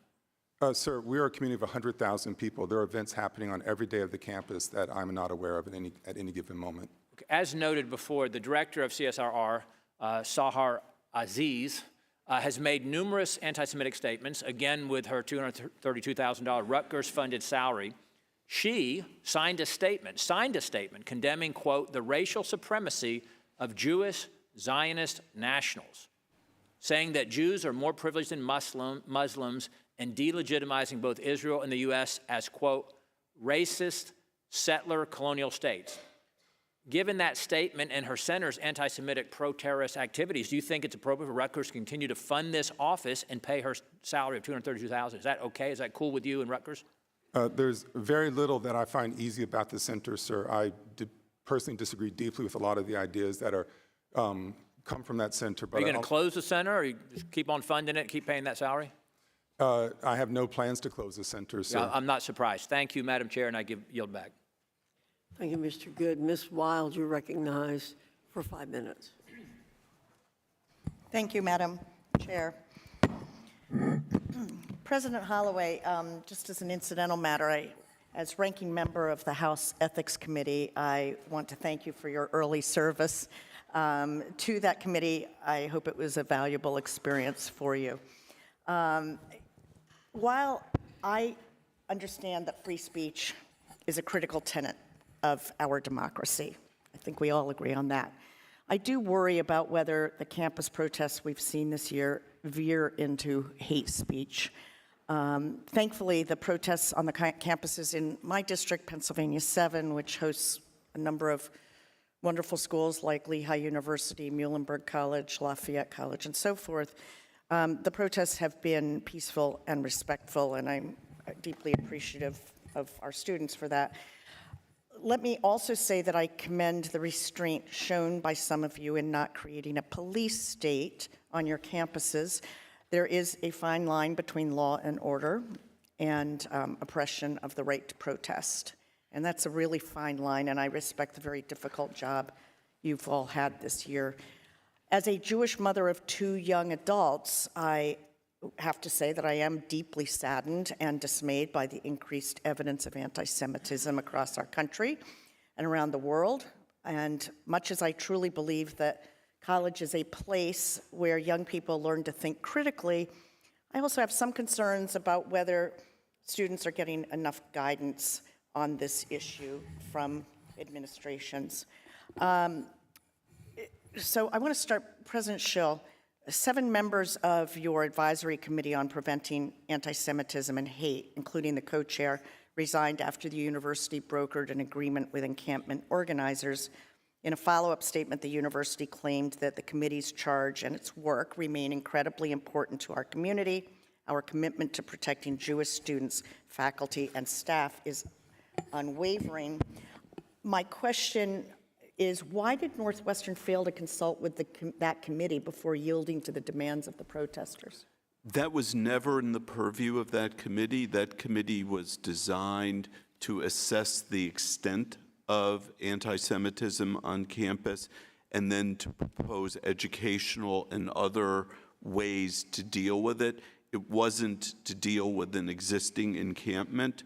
And quite honestly, there were, I believe, 16 members, 17 members, most of whom didn't have expertise in this area. And, you know, there is a limit to how many people one can consult when one is talking to students around the clock. I understand that there's a limitation on time and that kind of thing, but it seems to me that you had a ready-made committee that could have been asked to weigh in on this, and obviously 7 of the members of that committee felt the same because they stepped down. Have you taken steps to replace those faculty and staff members? So we are going to constitute a task force, and that task force is going to be designed to come up with new strategies to combat anti-Semitism. What we're going to do is ask that committee to look at the wisdom of other anti-Semitism committees around the country. Indeed, this committee wrote a report last, I think 2 weeks ago, in which it summarized the Harvard anti-Semitism committee, and I will be asking them to look at the recommendations. I hope that you will consult with that task force or committee in the future when you've got this kind of situation. I've got limited time, and I do want to ask, and this can be to any of you, hopefully all of you, with short answers. As we are looking forward to the fall semester, obviously we have the potential for ongoing challenges in this regard with respect to campus protests and encampments and potential violence. What are your administrations doing now or planning to do over the summer to prepare for the next school year? Why don't we start with you, Chancellor Block? Yes, so, I will not be there this fall, but I would seriously recommend that during our orientation this coming summer, we spend extra time discussing these issues about respectful protest, time, place, and manner, and we make sure that our students are prepared for what the rules are with regard to Mr. Lawrence? appropriate protest. I think these are always learning opportunities on our campuses, and we shouldn't be surprised in a polarized time and a challenging time for the nation that we see that exhibited on campus. So I think this is an opportunity to talk about protests, but also about a conversation over differences, and all of us on campus and throughout the society can play a role of role modeling for students how we have conversations between and among people who have very strong differences of opinion on fundamental issues. Exactly. That's exactly my point. And I know my time has run out, so what I would ask of all of you is that you give very careful consideration to how you're going to approach this in the upcoming school year, and perhaps submit to the committee your ideas, which I hope will be some sort of template for other schools. Thank you very much. I yield back, Madam Chair, and thank you for the accommodation. Thank you, Ms. Wild. I think you've asked a very good question. Ms. Steele, you're recognized for 5 minutes. Thank you, Dr. Fox, and thank you all the witnesses coming out today. And Chancellor Block, you've been talking about this was really peaceful protest, and UC system, under UC system, unless absolutely needed, that you cannot really use law enforcement. But you know what? If you watch that video, that person physically slapped the Jewish student and removed the Jewish student's head covering and pull out a taser and follow that person. I hope that you found out that who that person is belonged to your university or students and whoever that was, and I hope that you found out and you did certain, you deal with him, I hope. And you know what? That should not happen for the Jewish students. And your school that had the, I'm going to just move on to that. Hamas-leaning faculty members offered extra credit and better grades for those who took part in chaos and disruption caused by the terrorists. This is just really not heard of. And what did you do? Did you discipline this professor, or did you really do something, or you are investigating? And then what's going on? You know what? This should not happen in the university campuses, such as UCLA. It's prominent university in California, not just California, but in the nation. So what did you do about it? Congressman, thank you. Congresswoman, thank you for your question. I'm unaware of the incident of offering extra credit to it. I'm just not clear of that incident. I'm happy to look into it, but that particular incident... I really cannot hear you. Could you pull your microphone I'm sorry. closer? That particular incident, I'm not fully aware of the one you're talking about. We do know there have been cases where a faculty member has offered extra credit to go to a tutorial on Gaza, but offered the same credit to go to other events on campus, including an event at our Nazarian Study for Jewish Studies. But the incident you're talking about, I'm sorry, I'm not familiar with. I will make sure I'm aware of it and see how it was disposed of. It may have been handled by Student Affairs. I'm not certain. Well, Chancellor Blog, I am aware of it, and you don't. That's really, really odd, because you are head of your university. And then, you know what? Anti-Semitism class is not mandatory, but I have a little problem with your syllabus, your school syllabus here, that on March 27th, an activist gave a mandatory lecture to your first year UCLA medical student. It's part of the mandatory structure racism and health equity class. During this lecture, the medical students, the lecturer led the students in a free, free Palestine chant and demanded the students kneel down and keep repeating for Mama Earth, the prayer. And when you do mandatory, why medical students required to stand up and chant free, free Palestine in a mandatory lecture? And some faculty have called for a course to be suspended and investigated. So have you opened an investigation and committed to an investigation today?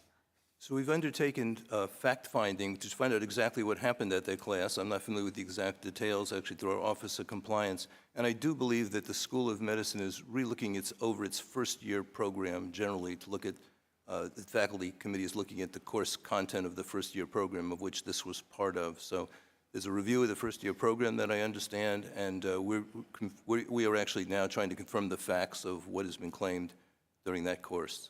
How are you going to fix that? It's never going to happen again, though. I think this is one where, again, let's find the facts out first of exactly what happened, and then we'll figure out what the remedies should be to make sure that appropriate behavior occurs in classrooms. So UCLA receives a lot of federal funding. In fact, over $1 billion per year just for research. It is a good use of taxpayer funds to invite speakers who refer to the October 7th massacre as justice. Do you condemn the facts that someone at your university referred to an October 7th attack on Israel? They killed 1,200 people, and hundreds of people were kidnapped as justice. Well, I'm not familiar with exactly the individual you're talking about. I think that would be a personnel issue. I am deeply offended by statements like that. That's personally offensive to me, particularly hurtful, and I just would like to learn more about it. Chancellor Blog, it seems like I'm not really getting any answers from you, but you know what? I hope these public universities, especially getting federal fundings, and you know what? You really have to teach our kids how to think, not just brainwashing these kids. So thank you very much, Dr. Fox. I appreciate that. Thank you.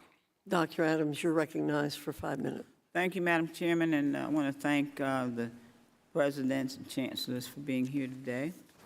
Thank you for what you do. At your institutions, I served 40 years at Bennett College in Greensboro, and so Dr. Holloway, I want you to know I did have the opportunity to know Dr. Trent, your grandfather, and to work with him during my 40 years there at the college. Let me just say for the record that I am certainly opposed to any unsafe conditions on campuses, anti-Semitism, hatred, bigotry, all of those things, in my opinion, are inappropriate. I was a professor. I worked with faculty and students, so I certainly understand what all of you do. And because today we're talking about anti-Semitism, I am, as I said before, opposed to that and to any unsafe conditions. Every student who comes to campus and spends their time there, their money, need to feel safe and need to have the kind of academic enrichment that is appropriate. I do have a couple of questions. I think some of you, I'm going between committees, so I apologize that I've had to step out. But let me ask, we're talking about the summer now coming. I think most of you have probably had commencement. If not, you're having it.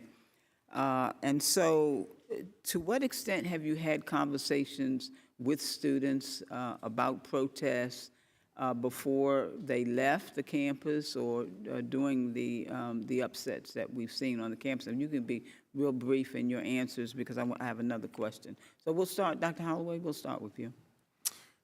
Thank you, Congresswoman.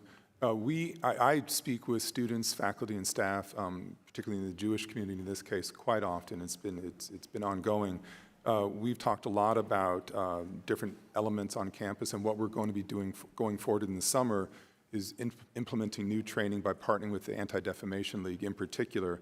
They've already been a good partner. We'll dive in deeper to that to make sure that we're doing everything we can to ensure a safe environment for our students. Okay, yes. Anyone else want to speak to that? I'm happy to jump in. So what we are doing, we are always talking with our students and trying to help them, both our Jewish students as well as some of the students who are advocates for the current conflict in Gaza. But the important thing that we're going to be doing over the summer, Congressman Adams, is we're going to be revising our conduct code, which was just not appropriate for this moment. And so we're going to be working on that, both our Office of Student Affairs in conjunction with our board committee on student affairs. So let me answer, that's going to apply to all students? That would apply to all disrupt in any way. students, Okay. right. Let me, I have a question. I really want to get this one in. As university presidents, chancellors, how have you supported the freedom of speech and the right to peacefully protest of your students as well as your faculty? Because some of the views or political positions that we know have been expressed may differ from that of your trustees or even your own personal views. So how have you ensured that the institutional mission of the university remains intact? And each of you can respond very quickly if you would. I believe that free speech and free expression and academic freedom are the core values of our university, and we will protect them. At the same time, academic freedom and free expression do not allow discrimination, harassment, or intimidation of students, other faculty, or community members. Great. Okay, let's move on down the line. Yes, Dr. Holloway? Academic freedom and free speech are at the very core of what we do. I think that they're core of what we do in the work of serving the common good and protecting democracy. I absolutely agree with President Schill. Any language that threatens violence, harassment, and intimidation goes beyond the pale, and we work very hard to make sure that we hold people accountable. Thank you. Mr. Lawrence? As I said in my opening statement, that we have to have strong protections of free expression, academic freedom, free inquiry as the foundation of the open dialogue, discussion, debate that takes place on a university campus. Where does that run out? Where does that reach its limit? Where there are threats of violence, where there's harassment, intimidation, and interruption. Chancellor Black? I would say the same thing. What we have to do is we want to encourage free speech. We want to make sure time, place, manner, that students understand how to do it within the context of a university environment. Thank you, gentlemen. Madam Chair, I yield back. Thank you, Dr. Adams. Mr. Kiley, you're recognized for 5 minutes. President Holloway, is physically blocking students from entering your campus based on their race, religion, or ethnicity an expellable offense? I'm sorry, could you, the very beginning of the question? Is physically blocking students from entering your campus based on their race, religion, or ethnicity an expellable offense? That's certainly a violation of our university standards, sir. Is it an expellable offense? Potentially it would be, sir. It would depend on the circumstance of that specific instance. President Schill, is excluding students, blocking students from entering campus based on their race, religion, or ethnicity an expellable offense at your university? I would imagine it is a violation of our conduct code. Is it an expellable offense? I'm sorry? Is it an expellable offense to physically obstruct students from entering campus? A range of disciplines up to and including being expelled for violation. Chancellor Block, is physically stopping students from entering your campus based on their race, religion, or ethnicity an expellable offense? Again, there's a disciplinary process for students. It could be. Can we please play a video? Everybody, look at this. Look at this. I'm a UCLA student. I deserve to go here. We pay tuition. This is our school. And they're not letting me walk in. My class is over there. I want to use that entrance. Why can't I go? Will you let me go in? This could be over in a second. Just let me and my friends go in to class. We're not engaging in that. Then you can move. Will you move? We're not engaging in that. Okay, we're going. We're going. I'm going in. I have my hands up. I'm not hurting them. Chancellor Block, were those students who formed the blockade, do you know? Excuse me, I'm sorry. Were those students who formed that blockade? I don't know whether they're students or non-affiliates. I don't know. They were masked. You don't know? I do not know. Have any of them been disciplined? Have any been disciplined yet? Those people on the video who formed the blockade, have they been disciplined? After the response, after we learned about that, I sent a message to all of our student affairs people to make sure that pathways are opened for everyone, and I sent a message out to our community. So I'm going to take that as a no. We have the evidence right here on video.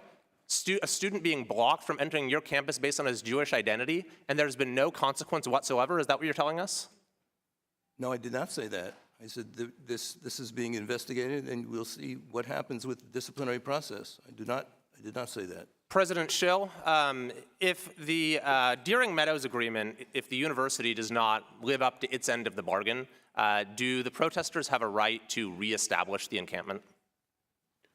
The protest on Deering Meadow, any encampment on Deering Meadow is a violation of the university's Yes, but you conduct reached an code. agreement where you said that that the encampment will disband if, and you agreed to certain conditions. So if you don't follow those conditions, can the encampment reestablish itself? We are planning on following those conditions. But if you don't, would they be within their rights to reestablish the encampment? That is a hypothetical issue. If I commit to something, I do it. You said you have great respect for the Anti-Defamation League. Is that correct? I do. And as I'm sure you're aware, the Anti-Defamation League has called for your resignation. They said President Schill capitulated to hatred and bigotry and empowered and emboldened those who have used intimidation, harassment, and violence to achieve their ends. Rather than hold them accountable as he pledged he would, President Schill gave them a seat at the table and normalized their hatred against Jewish students. Why is the ADL wrong? I believe that at this moment, leaders need to make hard decisions. I believe that we got a good result. We were able to get rid of the major anti-Semitic event on our campus with no violence. By institutionalizing anti-Semitism and agreeing to the demands of anti-Semites. Mr. President Schill, in my view, you are the easiest case that we have dealt with.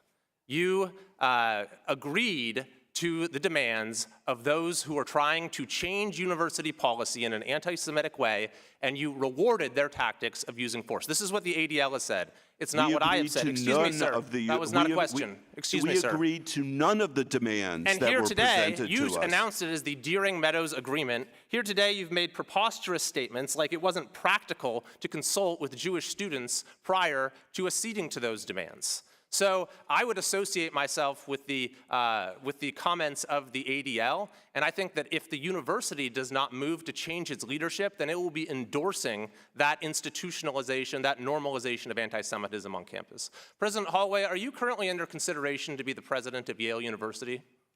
No, I am not. You are not. So you're planning to stay at Rutgers? Yes, I am. Okay. Thank you, sir. I yield back. Thank you, Mr. Kiley. Ms. Stevens, you're recognized for 5 minutes. As some of you might be aware, last term in Congress in 2022, when the Democrats were in the majority, we moved to pass a variety of mental health bills, many that passed, some that languished in the Senate. And I just wanted to ask you, in terms of your purview and the pressures and the stresses on students, what you believe is contributing to the mental health crisis among young people. Would you surmise that a gun violence epidemic that is the #1 killer of young people in America is contributing to rising mental health issues? President Schrill. You know, I'm not an expert in mental health. I agree with you that it is growing, these problems. You surmise that it's yes. I would imagine gun violence, along with, there's been a recent book by a psychologist that says cell phones are a major aspect because the kids are getting social media all the time and are not interacting with each other.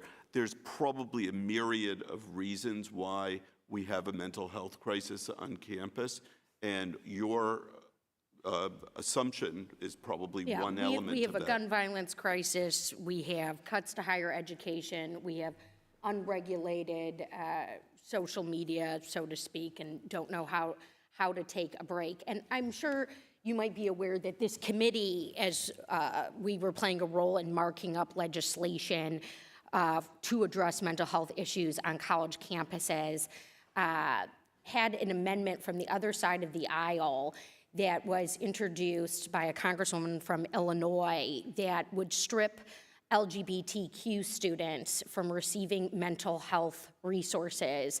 And I am curious if that amendment hadn't failed because the Democratic majority voted it down, would that have violated any equity, code of conduct, violations that we are talking about here today? Would you have issues implementing mental health resources that excluded a segment of students on your campuses, Mr. Holloway? I want our mental health resources to be available to everybody.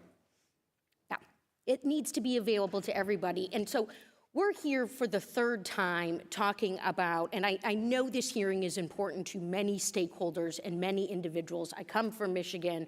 We're in the heart of this rising challenge of an ongoing and brutal and terrible war.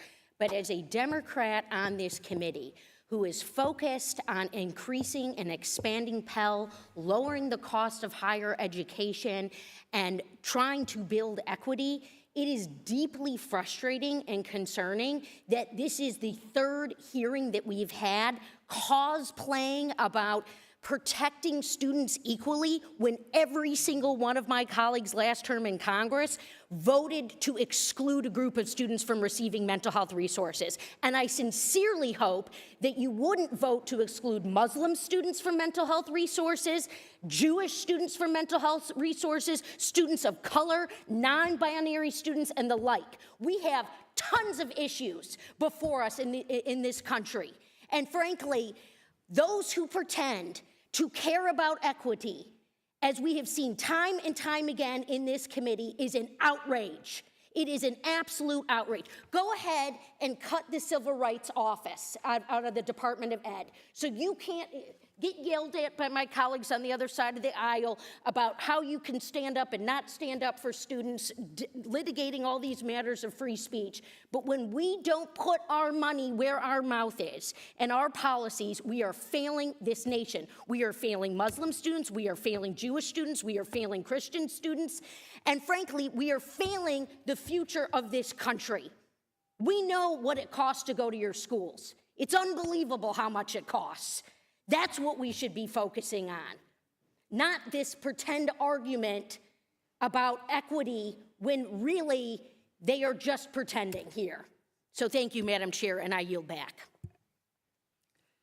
Thank you, Ms. Stevens. Mr. Bean, you're recognized for 5 minutes. Thank you very much, Madam Chair. Good morning to you, and good morning, committee. Gentlemen, thank you so much for being here. I know it's a big deal to run a university, and I was just making a list of all the things you have to do running a university, including recruiting applicants to go to your school, hiring professors and staff, running the plant, raising money, promoting your school. You would think on that list, which is a very long list, you would think at the very, very top is keeping students, staff, and faculty safe on your university. Why we're questioning where you put that on your list is because we see lack of consequences. We see the answer is always it's under investigation, or we put that group on double secret probation, which really isn't holding anybody accountable. Chancellor Block, on November 15, 2023, a Jewish UCLA professor and her husband went to a counter-protest at a UCLA Students for Justice in Palestine rally wearing pro-Israel t-shirts. They heard students chant, "Slaughter the Jews" in Arabic, and were threatened by students who said, "We will find you, we will take care of you." The next day, a UCLA graduate student from the rally stalked her husband at his office. 2 weeks later, more and more hatred and anti-Semitism, including garbage topped with a swastika and the words "loudmouth Jew" were left outside the doorstop. All this was reported to you and other UCLA officials, including the identity of who's doing it. What disciplinary actions did UCLA take in response? Thank you for the question. We immediately alerted the police, and the police did an investigation, and I think that, I don't know if that's ongoing or not, but police were involved immediately in this incident. Did anybody get kicked off campus? Did anybody I don't know what the kicked out outcome of was, school? but police were immediately notified of this issue and interviewed individuals and attempted to identify who was responsible. On November 28th, mass protesters cutting down hostage posters threatened and chased a Jewish student while brandishing knives. They chased him on campus. The incident was reported to police and to UCLA officials. Can you tell us what disciplinary action, including, did anybody get kicked off campus? Did anybody get expelled? I don't know in that particular case, but the police were notified and they attempted to identify these individuals holding the knives. So you can see, gentlemen, this is why we question where it is on the list, because we see the videos, we see everything, and we meet with students who say that it's, and we see the video just now, it breaks my heart. You can't even go to class. It's hard enough going to one of your schools, but to have to worry about it. President Schill, I know that you're rewriting the code of conduct at Northwestern. It sounds like you're going to start, you probably already started on it. Is calling for the death of Jews, is that going to be against your code of conduct? It already is. It already is. So you can't yell words that we all know, intifada and others, that are hateful to the Jewish and calling for the death and destructions. That's going to be... Anything that calls for the death and destruction of Jewish people, whether here or abroad, is a code of conduct violation, and the code of conduct will be investigated, and there's a variety of disciplinary possibilities that will follow from that. Very good. It's an open question. Here's your chance, Presidents, to prove to this committee, to the American people, to Congress, your teams back home, that you rank the safety of students and faculty. Have you expelled anybody? Have you fired people, these hate groups on your campus? I know there's free speech, but this is clearly, as President Schill has already commented on, it's a real crossing of the line. President Holloway, what say you?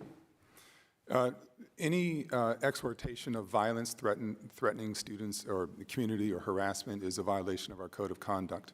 And you've expelled students and you've banned groups from your campus to say this will not be tolerated at Rutgers. That is correct. So I know my time is about up, but I was in Israel this past a few months ago and eating dinner with a family, and we were talking about how scary it is to live in Israel. The family says what we're really worried about is our daughter, and ironically, our daughter is starting Rutgers in the fall. We're really fearful of her safety coming to America. should she have anything to fear at Rutgers? I'm very sorry to hear that the family feels this way. Well, they're scared. They're scared. They see the video that we see of students, which is what happened at UCLA and others across America, and they see very little consequences of breaking the laws and the policy because no one seems to be held accountable. Are you going to hold people accountable, Mr. President? May I answer? Thank you, ma'am. Yes, sir, absolutely. One thing I want to make clear is that in any instance of the kind of language, behavior you've been talking about, we've responded immediately with whether it's student affairs police, sometimes campus police, sometimes state police, even the FBI, to help us bring to conclusion. Thank you, President. Madam Chair, I yield back. Thank you. Thank you. Mr. DeSanya, you're recognized for 5 minutes. Thank you, Madam Chair. I want to thank the panelists for being here. Thank you for your life's work. We're all at an age where I'm guessing, I know myself, but I'm looking at you, where you sort of reflect on where life took you. So welcome to an institution that has an 11% approval rating. Chancellor Block, UCLA has a history of supporting Jewish students and taking proactive measures against anti-Semitism. Your school established a research hub on anti-Semitism in October of 2023. October 6th, I'm told, in fact. Could you speak to that a little bit? That's correct. So we've established a number of new programs, and that's part of a new program. Actually, we have a study of group hate, better to understand overall with many groups, group hate, but specifically we have a program, a hub to look at anti-Semitism because we do see it as a real challenge throughout the world and on our campuses. So that's one of our initiatives. We have a number of initiatives going on basically to educate our students better about people's history and understanding the dangers of discrimination. One of them that I'm involved in is I take students actually to Washington each year, a group of our student leaders, and we visit Congress, but we visit museums, and of course we visit the Holocaust Museum. And for many of our students, it's an eye-opener, and they begin to understand something about the history of their fellow Jewish students and why it's so important to be sensitive to their needs and make sure that you're not discriminatory towards those students. We visit other museums as well, the African American Museum. So education is critical here, and we're trying to develop more and more programs to educate students so that at least we don't see discrimination that's based on ignorance. There's always going to be, unfortunately, people with bad behavior. We recognize that, but we want to make certain that students are well educated in these areas and that we can minimize the amount of discrimination that occurs on campus. But that is one of the issues I find representing a district surrounding the University of California, the mothership, I'm sorry. We think of you as the younger sibling, is these are areas with a lot of diversity. Rutgers. So there is some tension there because there is more diversity. Our openness in this instance sometimes creates more friction, in my view, as a urban California representative. Do you feel I'm not bringing it as a prerogative, but there's a reality to that openness that sometimes contributes more to the challenges that maybe less diverse parts of the country don't experience? That's exactly right. We're very proud. UCLA is a very diverse campus, and I've worked hard over 17 years to make sure it's representative, that we can really work hard to make sure students from all backgrounds and all socioeconomic backgrounds can attend this university. So we're very proud of that. People come with different life experiences, with different prejudices, but we work hard actually to bring students together to better understand their common humanity. And I think this is something I think the UC system does very well. I think it brings students together with different backgrounds, and we try to form a bond of what we all have in common. And that's where our programs are designed to really do. We've got some very effective, and we also have very effective organizations like our Hillel organization, which is actually nationally recognized, an outstanding place for Jewish students to find a home. And other students have other organizations they can go to. So and they have been part of this program, Hillel. They've been very involved in it. Yeah, and Hillel has been really a great partner, actually, with Jewish students. So how do we keep building on that? That started October 6th. How do we continue to build on that, given the reality that we're experiencing right now? This is a teaching moment, maybe more of a learning moment. I think we have to build more programs. As was mentioned, faculty programs that can be helpful for faculty to recognize what their students are going through in terms of the challenges of students in this very divided world. But also, faculty and new student programs that really can help address issues of discrimination and I think those are really important. Just a personal note, I became friends some years ago with Nathan Chappelle, who's now deceased. The 405 is named after him, a survivor of Auschwitz. Last night I was thinking about what he would think about these hearings, and he was a very frank human being. He came here with nothing and ended up being one of the wealthiest people in the United States. Mr. Lawrence, I was criticized a little bit last hearing because I quoted Justice Brandeis in the opinion with Justice Holmes about that defined the First Amendment. Could you talk about that a little bit? It's sort of odd to have people get mad at me for using a quote from Justice Brandeis and talking about the First Amendment. Well, I wouldn't think one could get hurt for quoting Justice Brandeis. I didn't think so either. Justice Brandeis is a personal hero of mine and probably many in the room. Justice Brandeis famously said that in the absence of incitement of imminent lawless activity, the answer to bad speech is not enforced silence, it's more speech. And I think that he was right then, and I think he's right today. Thank you all. All right, yield back. Thank you, Mr. DeSagne. Mr. Smucker, you are recognized for 5 minutes. Thank you, Chairwoman Fox. I'd like to start my comments by addressing comments made during the ranking member's opening statements, where he criticized the majority for holding this hearing and then talked about the civil rights movement and invoked Martin Luther King Jr., talked about how he was once unpopular but then moved public opinion. And I'd just like to say that his life was defined by peaceful protest, and I think drawing any comparison between him and these un-American, anti-Semitic protesters is totally inappropriate, totally unacceptable. And I think the purpose of holding this hearing is to ensure that this anti-Semitism never becomes accepted by Americans. The anti-Semitic behavior that we've seen on your college campuses is reprehensible. It's un-American. It's against your own policies. And in many cases, it's criminal. And I'm deeply concerned by the fact that President Schill and President Holloway, you gave in to the protesters' demands at the expense of the rest of your student bodies. Mr. Holloway, you promised, as part of giving in, to explore expanding Rutgers' relationship with the Palestinian University, Birzeit, at least that's alleged, which included considering student exchange and study abroad programs. Is that true? For Birzeit University, we already have a relationship with that university. Birzeit has buildings named after convicted terrorists. It has glorified terrorism in official social media posts. Hamas won a majority of the school's student government. 8 of its students were arrested for planning terror attacks just weeks before October 7th. And as of 2014, Birzeit had an official policy of barring Jews from its campus. Is this really an institution Rutgers should be partnering with? Sir, we partner with institutions all around the world. The information... Will you commit to ending the relationship with Birzeit University? The information you just shared with me is new to me, sir, and I'll commit to reviewing it. Thank you. Earlier this month, you, as I said, gave in to the demands of the mob on your campus. You agreed to 8 of their 10 demands in a matter of days. However, you've refused to act on the requests of Rutgers' Jewish faculty administrators and staff group called JFAS from this past December.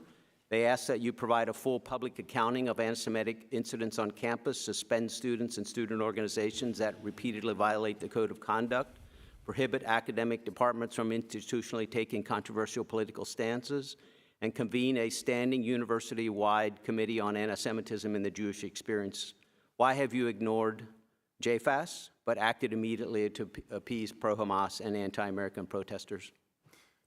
Thank you for the question. The first thing I'll say, I was not negotiating with the mob, but talking with students. To your question specifically, the Jewish Faculty Administration and Staff, JFAS organization, the requests that they sent to us are being acted on post-haste. So will you commit today to fulfilling all the requests? I will. In fact, part of the plan for the summer, we've already shared our, drafted out our action plans, addresses most of those concerns, sir. Most of their concerns. Will you commit to providing a full public accounting of anti-Semitic incidents on campus to them? We are, we've been scrubbing our own information to make sure that we can get that information elevated. So you'll commit to doing that? We are doing that work, sir. Will you commit to suspending students and student organizations that repeatedly violate the code of conduct? When students violate the code of conduct, they go into a disciplinary process. The results could look like many different things. Will you commit to suspending them if that happens? If the review committee deems that it merits suspension, then yes, they would be suspended. Will you commit to prohibiting academic departments from institutionally taking controversial political stances? This is something that we're reviewing this summer, sir. I recognize that when departments make these kinds of blankets, I'll call them blanket statements, on any topic, it is an assertion of speech, but also has a chance to make it harder for members of the department who don't agree with it. Will you commit to convening a standing university-wide committee on anti-Semitism and the Jewish experience? So we immediately convened, in response to the JFAS request, we created such a committee in our New Brunswick campus. We have several campuses. And this summer, one of the things that we're looking at is trying to figure out how to pull together representatives from each of our campuses. So you're still, it's taking a long time to respond to them. You responded to the other immediately. Will JFAS need to threaten to disrupt exams for you to listen to them? No, sir, that would not be the case. We were acting in a state of emergency in the case of the encampment. With JFAS, I will absolutely say that we could have responded more quickly and more robustly, and we always will be trying to do better, sir. Thank you, President Holloway. Thank you. Ms. Omar, you're recognized for 5 minutes. Thank you, Chairwoman. Thank you all for being here. Chancellor Block, just for clarification, the video that we just watched, we saw people moving around. Was it possible, do you think, for that student to be able to get into campus? Was that student actually being blocked from entering campus? Well, that was in the middle of, excuse me, that was in the middle of campus, so not being blocked from being on campus, maybe being blocked from a pathway on campus, which he shouldn't be allowed to, he should be allowed to pass. I mean, any part of campus is open to students, so blocking him was really inappropriate. Okay, appreciate that. The recent images from UCLA are appalling. What is more appalling is that it was completely preventable. You could have prevented this by protecting the diverse groups of pro-Palestinian students that were peacefully gathered on campus to share meals, stand in solidarity against a brutal genocide. You could have prevented this by protecting these students' First Amendment right to assemble. You could have prevented this when you learned about rats being released into the encampment. You could have prevented this when there was an anonymous group funded and constructed, again, a giant video with loudspeakers to play vile and disturbing footage. You could have prevented this when you saw an angry mob on campus on the night of April 30th, but you did not. Instead, you, the UCLA leadership, and law enforcement stood by for hours as the mob of agitators gathered near the encampment with a clear intention to cause violence. And because of your inaction, they acted on the intention and brutally attacked students you were responsible for. This happened in front of your eyes, on your campus, and it was live streamed for the whole world to see. So I would like to know if you are truly committed to keeping your students safe. How did you fail these students at many critical points where you could have intervened? Thank you for the question, but I'm sorry, but I reject the premise. These students. How do you reject the premise? Are these pictures lying? Are these pictures? Are any of these people in jail? Can I finish my statement? No. Are any of these people in jail? Are any of these people arrested? LAPD is working on trying to identify the people who were assailants that evening. We were committed to finding out the people that were involved. It's been over a month. I submit for the record an article that the CNN has produced. Without objection. Why did you not immediately send the police that were standing by, your campus police, law enforcement, to intervene? We tried. We notified, as soon as we saw the violence, we notified all of our mutual aid partners. We tried to get police there as quickly as possible. But going back to my original point, so this encampment was against policy. This violated time, place, and manner. Chancellor, if I may, the footage from that night reveals that some of the most dramatic attacks were carried out by individuals not affiliated with UCLA, not the university students, faculty that were arrested. Why have the violent agitators, who you know have been identified, not been held accountable for assaulting over 150 of your students? You should be ashamed in the fact that you failed your students. You should be ashamed for letting a peaceful protest gathering get hijacked by an angry mob. You should be ashamed for allowing such violence to take place on your campus, which will now be weaponized by Republicans in this committee. You played right into the hands in laying the ground for attacking institutions of public education, stripping students of their rights, and broader repression of movements. I know that my time is up. I would like to submit these images into the record. Without objection. And an open letter to the UCLA community from the UCLA Jewish faculty and staff. Thank you. Mr. Williams, you're recognized for 5 minutes. Thank you, Madam Chairwoman. A question for each of the university leaders here. When students return to campus in just a few months, will there be new rules, policies, procedures, and enforcement mechanisms in place to keep Jewish students safe and welcomed? All of our students, yes. All of our students, yes.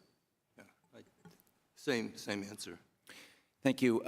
President Schill, I assume that these new rules, policies, procedures, and enforcement mechanisms will be informed and guided by the events of the last few months on your campus. Is that correct? Absolutely. Thank you. That would mean that your investigations are complete. Is that correct? Our investigations are ongoing. But you didn't commit to that earlier, but you just committed to having policies, procedures, et cetera, ready in time for the new school year. I assume that's based on your investigations, but that makes sense to me. Is that true? It's based on what we have learned about what has happened over the past year, and it's based on best practices, and it is based, I'm sure, on some investigation investigations that have already taken place, but it is that our investigations are an ongoing process. We will be getting violations presumably over time, and we're not going to hold up. This is too important. So if I may, just to keep this line of questioning, when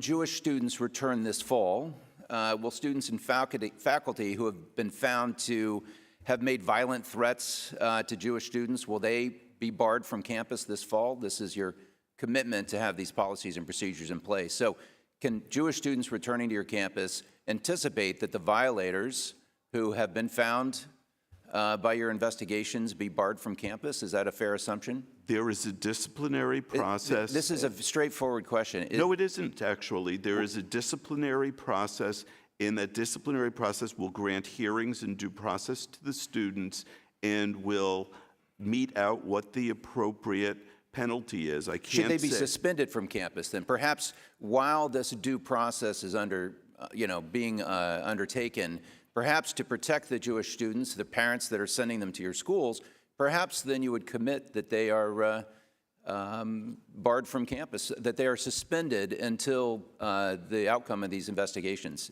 That is not how due process works. Okay, how about for you, Mr. Holloway? The same question, sir? Yes. Okay, thank you. Thank you. We have graduated our class, and so we are now in the process of shifting gears, summer planning, to do the work of exploring our policies and building plans into place. Talking about the specific violators that are being investigated for these heinous crimes, will they be at your campus when new students, Jewish students, return in the fall, yes or no? Do you have You policies? don't know? Well, I was Okay. just... This is a question for each of you again. Would you say that the emergence of encampments on your campus, was this a spontaneous event or was it orchestrated and planned? President Schill, did it surprise you? It surprised me. Okay. Mr. Holloway? With about an hour's notice, it surprised me as well. Okay. Mr. Block?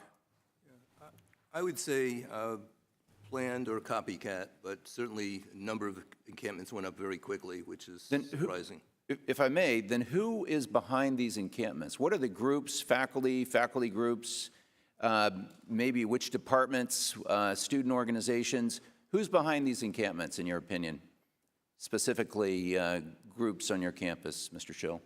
I don't know. Wow. Mr. Holloway?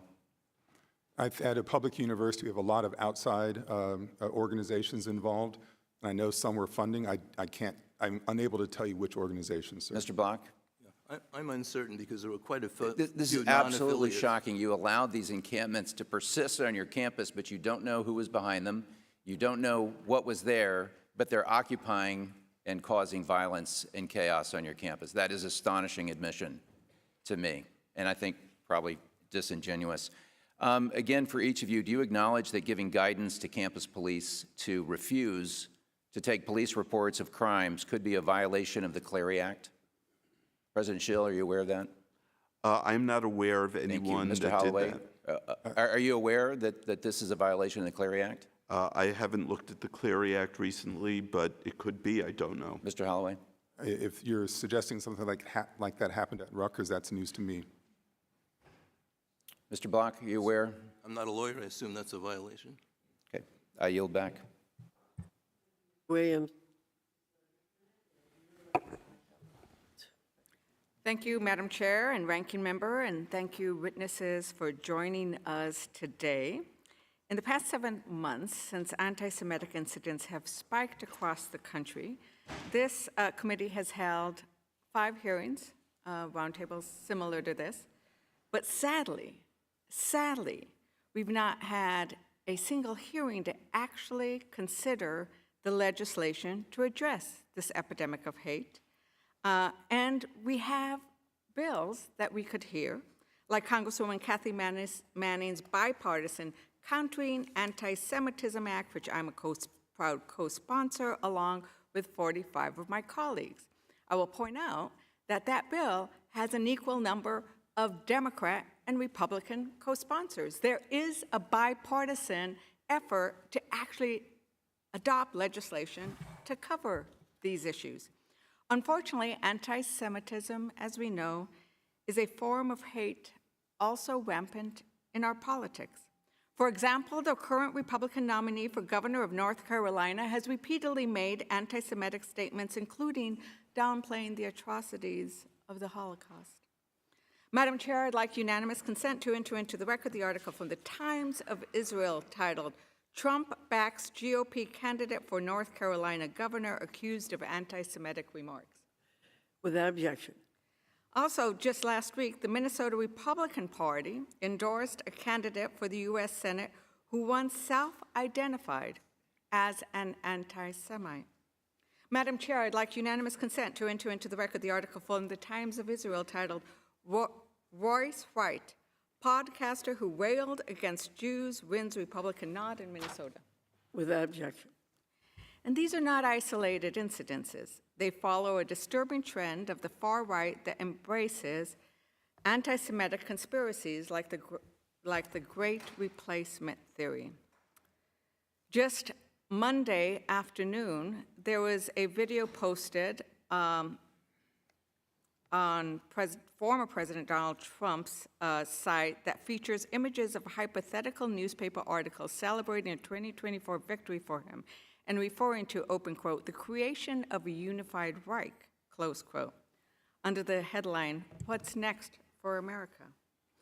This committee has the authority over something that's really important and key for combating hate across America, and that's education. Because we know that education is one of the great methods of bringing people together, of having students, Americans, all people start to understand religions, people, viewpoints that are different from their own, to start to understand the history of anti-Semitism that has plagued not only this country, but our world for centuries upon centuries. To understand that history, to understand that it must be treated with the care and attention that it deserves. Unfortunately, I don't think that a hearing after a hearing where we're simply addressing sad and disturbing incidents, but not addressing legislation to combat them, is what our nation needs at this time. Once again, I call on the committee to hold a hearing on the legislation to actually address anti-Semitism, like the Combating Anti-Semitism Act. And with that, I yield back. Thank you very much, Madam Chair. Thank you, Ms. Leisure-Fernandez. Mr. Grossman, you're recognized for 5 minutes. Yeah, first of all, just a little bit of a comment on some of these agreements that have been entered into. When we do these hearings, we're given something called a pre-hearing memorandum. And in the pre-hearing memorandum, it mentions in one sentence Johns Hopkins University, Harvard University, and the University of Wisconsin at Milwaukee. I think if you told the University of Milwaukee a year ago that they would appear in the same sentence as Harvard and Johns Hopkins, they would have been quite elated. But I'll point out that it wasn't such a great honor to be put in with those two institutions. In any event, I'll talk to Mr. Holloway. In your agreement with the Rutgers encampment, you promised to, quote, implement support for 10 displaced Palestinian students to finish their education at Rutgers. Do you acknowledge, or will you admit, that setting aside 10 spaces at Rutgers for Palestinians, if you agreed to, apparently in return for them stopping, causing trouble, and being, just being awful, would be a violation of federal anti-discrimination law? Did you consider that?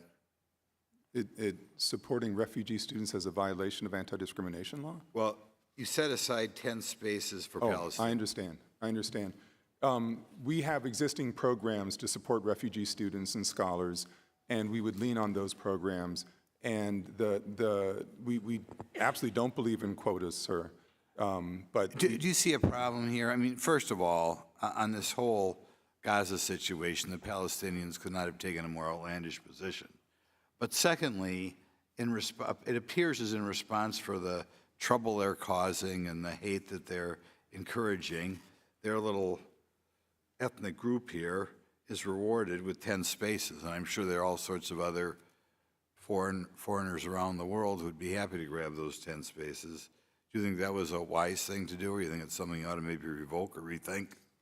Are you speaking specifically about the number 10, sir? Is that what you're asking? Oh, yeah, it could be 15, it could be 5, whatever, but it appears as though you're giving the Palestinian students support that perhaps you're not giving other students, and it appears like you're doing it as a reward or whatever for participating in this demonstration in support of Hamas.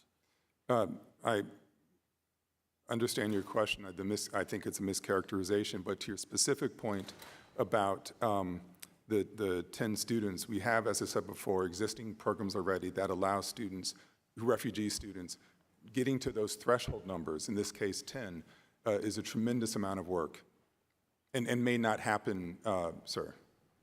Well, you understand there are only so many slots in university. I mean, I don't know what's going on in New Jersey. You could have given the slots to people in New Jersey if you wanted to increase the diversity of your program. I'm sure there are many legitimate countries around the world in which students would be happy to come here. I guess the thing that bothers me is, first of all, you're violating federal anti-discrimination law, and secondly, you feel compelled to reward the Palestinians who were causing a disruption, and not to mention appear to be siding with an ideology that's completely offensive, but they get a reward. To the various points you put in there, sir, Rutgers is one of the most diverse campuses, universities in the country, and we reflect There's the a good state. question. I hate to cut you up, we only get 5 minutes. You said it's a diverse campus. I think part of the problem with this whole thing is a lack of diversity on campuses.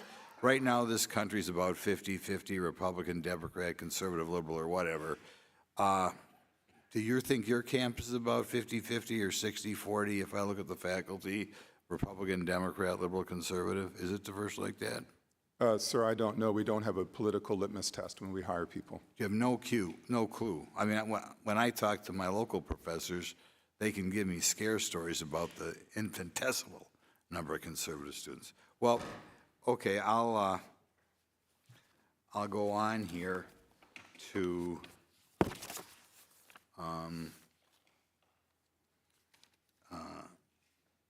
the gentleman from Northwestern.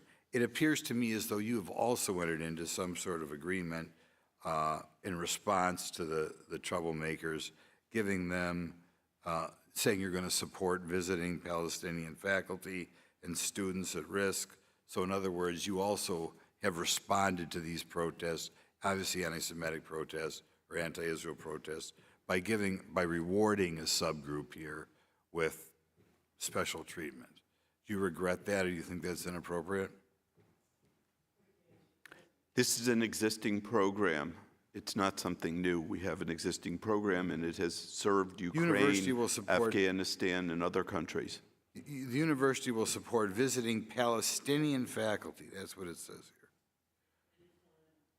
Well, thanks for cutting me off. Mr. Scott? No. Okay. Mr. Burleson, you're recognized for 5 minutes. Thank you, Madam Chair. I have a video that I want to start with. I have a video. You get them right, you win $100. First question, have you guys chanted from the river to the sea? Yes. Okay, which river, which sea? The Sea of... So you don't know that? No. The answer was the Mediterranean and the Jordan. What does Hamas say their #1 goal is according to their charter? They just want to free Palestine. To murder all Jews around the world. What does Antifada revolution mean? I don't know what that means. But you've chanted it? Yeah. It's like a global call to murder Jews. Wow. Wow. Did you know you said that? No. Would you say it again? Probably not. How much have our foreign adversaries donated to American universities in the last decade? No idea. I couldn't give you a number on that. The answer was over $6 billion. How many Gazan refugees have the Arab neighboring countries let in the last few months? 35,000. The answer was 0. Look, you asked an education major about... Students don't seem to know what they stand for. So wouldn't it be great if these expensive colleges actually taught them something?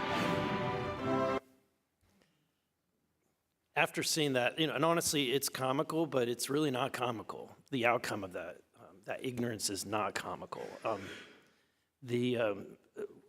I'm concerned for our young people, and it concerns me what they are not learning, and their willingness to participate in hate. There is an article that came out from Fortune. Madam Chair, I'd like to submit that for the record.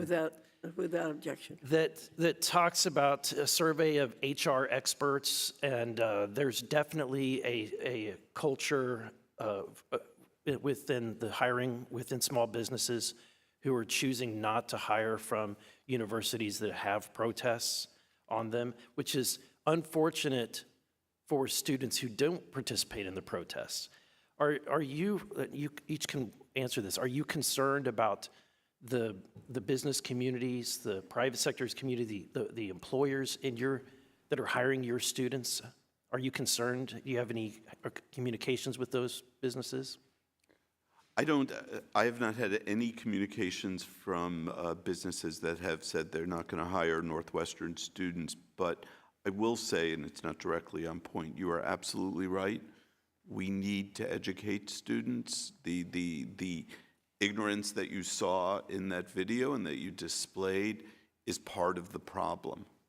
And it's something that we, and I'm sure all of us agree, we need to be better at. Thank you. Mr. Holloway.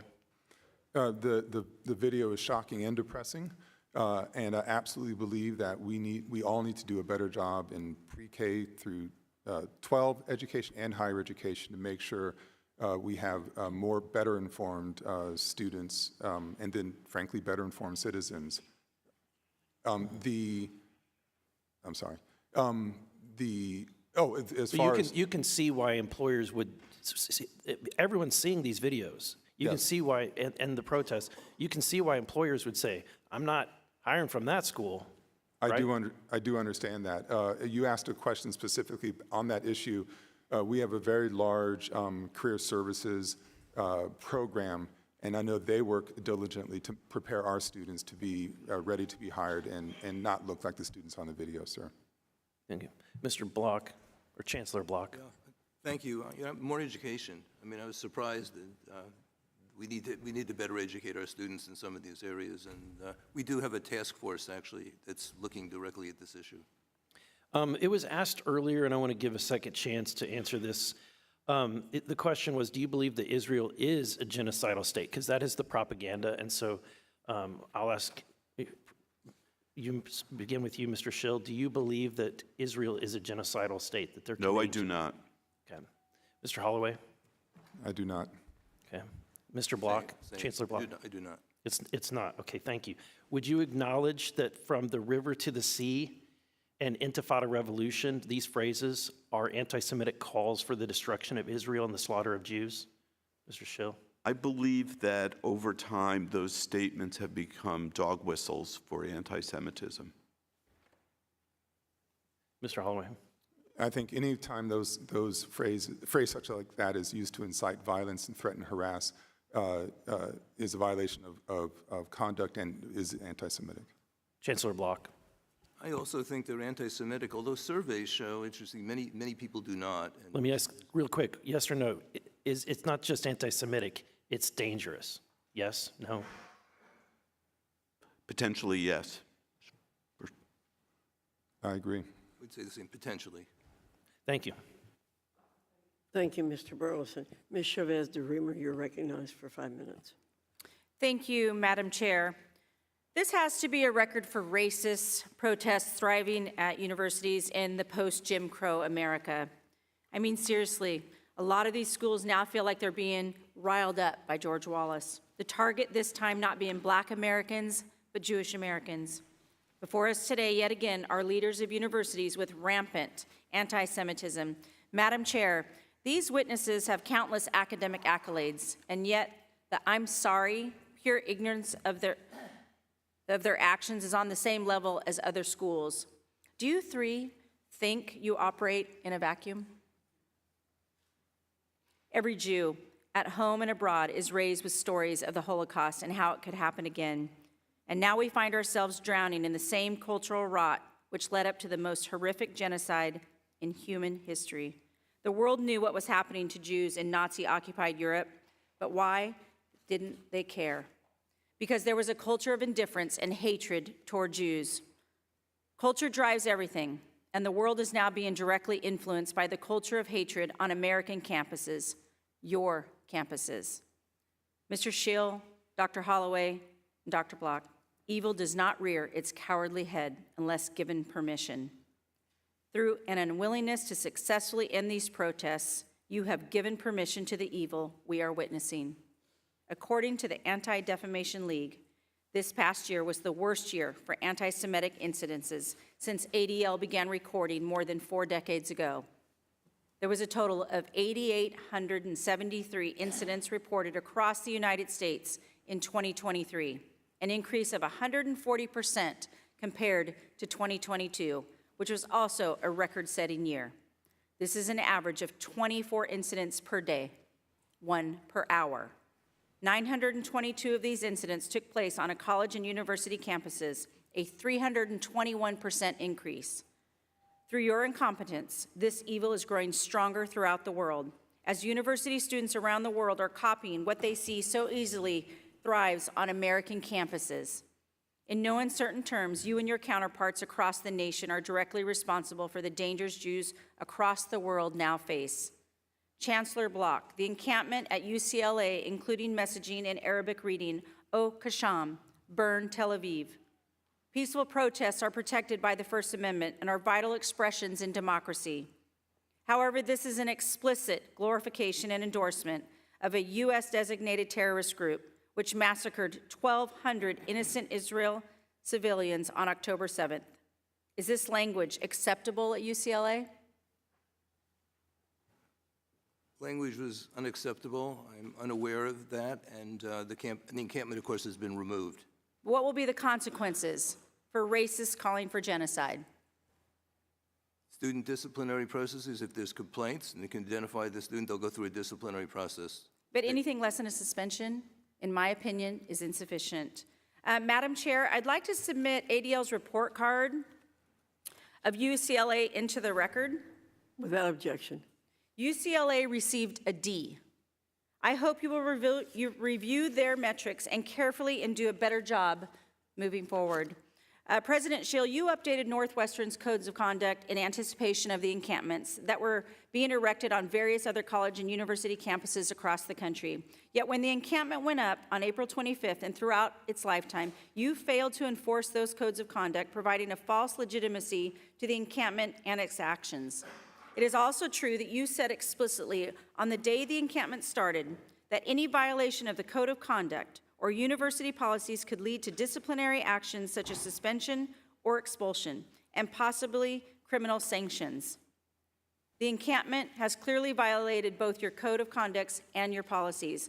What's the point of having rules if they don't matter? Let me ask, and I know you've given Dr. Fox an answer, but let's run it back. Exactly how many citations have Northwestern University issued to both student and non-student participants? I don't have the exact figure. Got it. These encampments may fizzle out over the summer, but they will likely return, and the lessons your students are taking away is that this is an acceptable form of protest, even if they are in violation of university policies. That may even lead to the concessions by their universities. This is a failure, and yours alone. And to everyone who will see this, I ask that you visit the Holocaust Museum here in DC. I want you to kneel down and touch the stone which paved the grounds of Auschwitz. I want you to peer over the countless shoes of murdered Jews.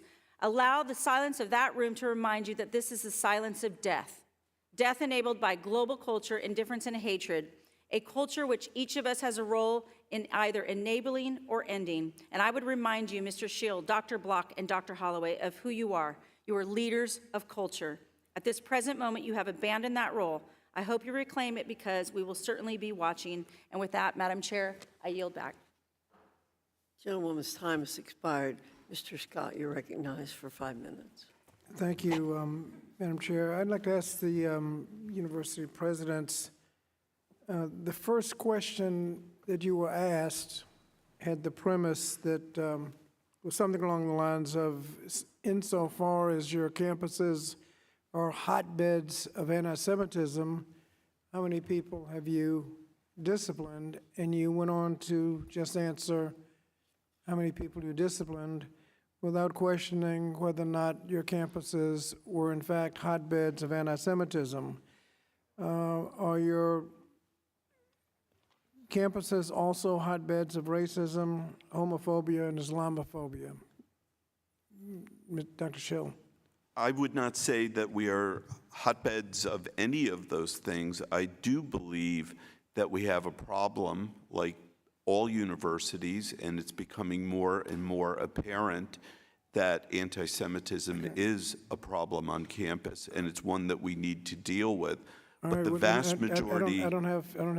I've got a lot of different questions, so let me just get an answer from President Holloway.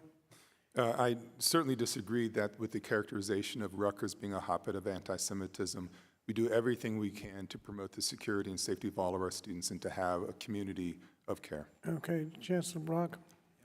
I believe the same. I don't believe we're a hotbed of anti-Semitism. I think we've had incidents of it that are disturbing, that we're trying to address, but I think overall... Okay, well, I mean, you let the premise go by and didn't address it, so I didn't want that to be the record of the hearing. Does your code of conduct, is your code of student conduct based on whether or not the conduct involves anti-Semitism or Islamophobia, racism, homophobia, or other gender-based hatred? We treat each of those equally. And President Holloway? We are in the same space, sir. Same here. Okay, and can you develop a campus free of anti-Semitism that does not address other forms of hate? Hate is hate, and we need to address all of it. President Holloway? The kind of work you're talking about is the ongoing work of the university. We must address hate in all of its forms. Chancellor Block? The same here, and we have an initiative specifically to look at group hate, looking at different types of group hate.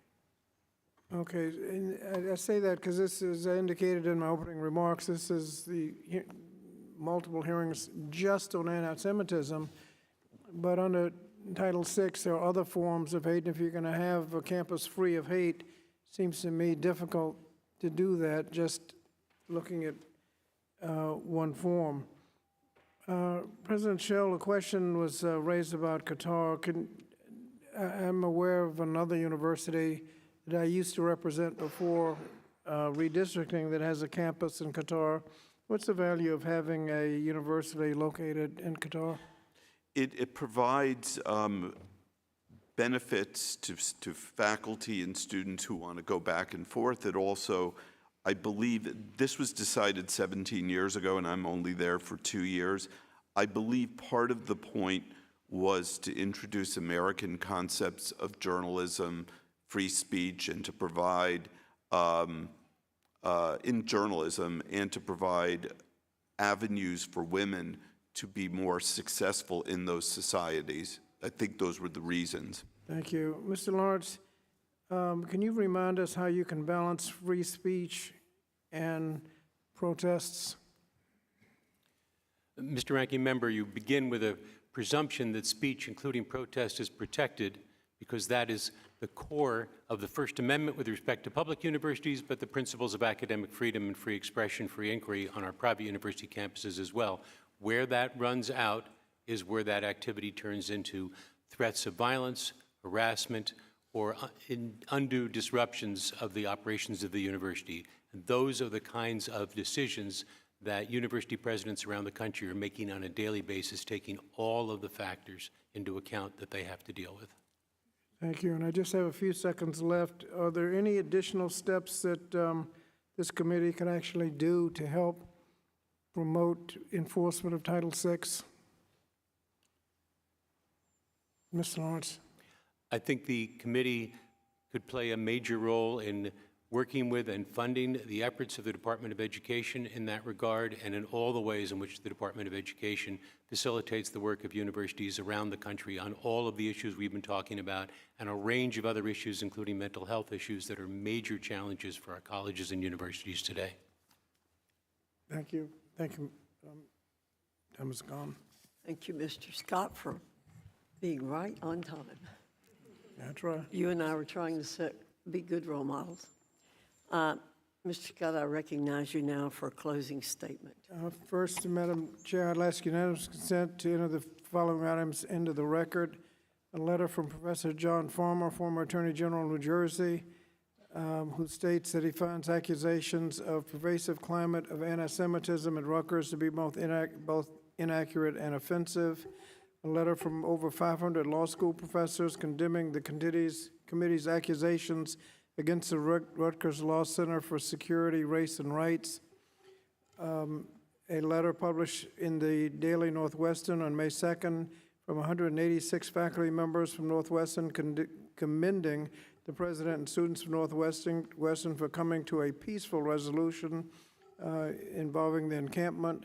An article from May 15th, Chicago Times, entitled, "Northwestern Ended Its Encampment Without Cops or Violence. Why is Congress Upset?" A letter from Northwestern American Association of University Professors Executive Committee, letter to Representative Fox and members of the committee in support of President Schell. An article from LA Times written entitled, After Violent Night at UCLA, Classes Canceled, UC President Launches Investigation into Response, documenting the organized attack on the UCLA encampment the night of April 30th.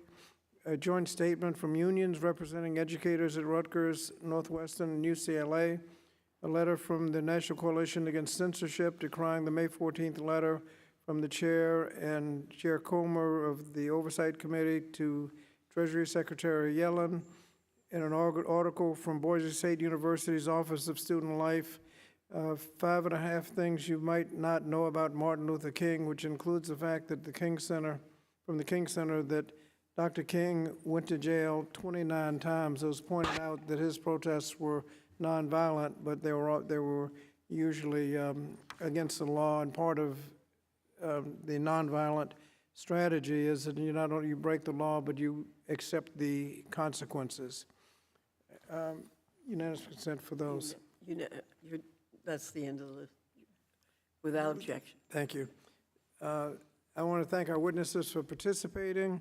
Without a doubt, there's more that we can do to combat anti-Semitism, not only in college campuses, but everywhere. No one should be intimidated, harassed, or assaulted just simply for who they are or who they worship. And it's been noted that students cannot learn if they feel threatened. Yet today, for the fifth time in 6 months, the majority is holding another hearing just to complain about anti-Semitism without providing a meaningful solution to address animus on college campuses or any of the other forms of hatred. So it was great to have an opportunity to hear from our campus leaders on what they are doing to proactively prevent incidences of violence and harassment. However, in Congress, as leaders, students deserve more. We have the responsibility to criticize discrimination whenever we see it, even if it comes from one's own party. Our students deserve solutions. They deserve thoughtful, deliberate conversations about the constitutional questions before us, and that would mean the difference between free speech and violating the Criminal Code, Title VI, or the campus policies. We have the responsibility to condemn discrimination when we see it, and we should be doing it every time we have an opportunity. So thank you, Madam Chair, and I yield back. Thank you, Mr. Scott. We certainly do agree that students cannot learn when they feel threatened, and it's part of our responsibility, I think, to see that the students who do feel threatened are relieved of that fear. One of Congress's constitutional powers is to conduct investigations. These are an important mechanism for transparency, bringing bad things to light, informing new legislation to address the problems they uncover, and yielding accountability. Today's testimony certainly brought bad things to light beyond the craven deals and shocking inaction we already knew about. President Schill, we've heard accounts of horrific violence and harassment of Jewish students on your campus. But you admitted that you have not suspended a single student since October 7th for anti-Semitic conduct. Moreover, I'm appalled by the condescension and contempt you've shown for the committee and towards your own Jewish students today. You've refused to answer basic questions on topics. This includes on your decision to appoint anti-Semites, including one who supported the October 7 attack, to your anti-Semitism advisory committee, and whether you'll terminate faculty and staff who fought with police in the encampment. You've given misleading answers that contradict the words of the agreement that you signed.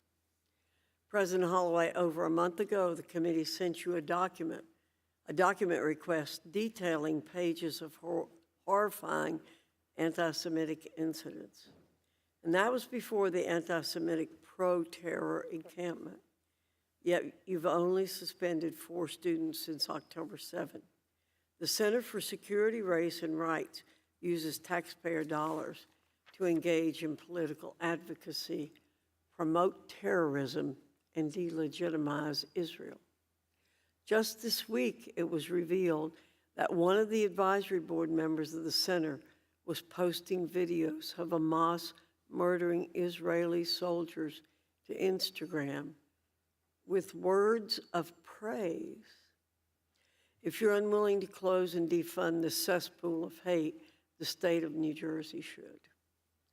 Chancellor Block, we saw horrifying footage of encampment members setting up illegal checkpoints denying Jewish students access to central parts of campus, and accounts of assaults, harassment, threats, and intimidation.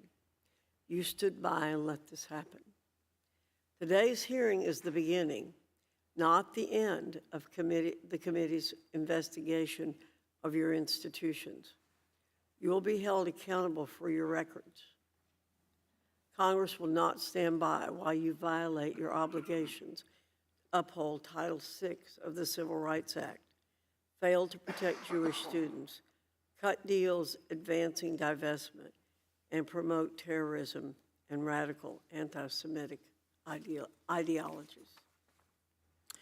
There being no further business to come before the committee stands adjourned.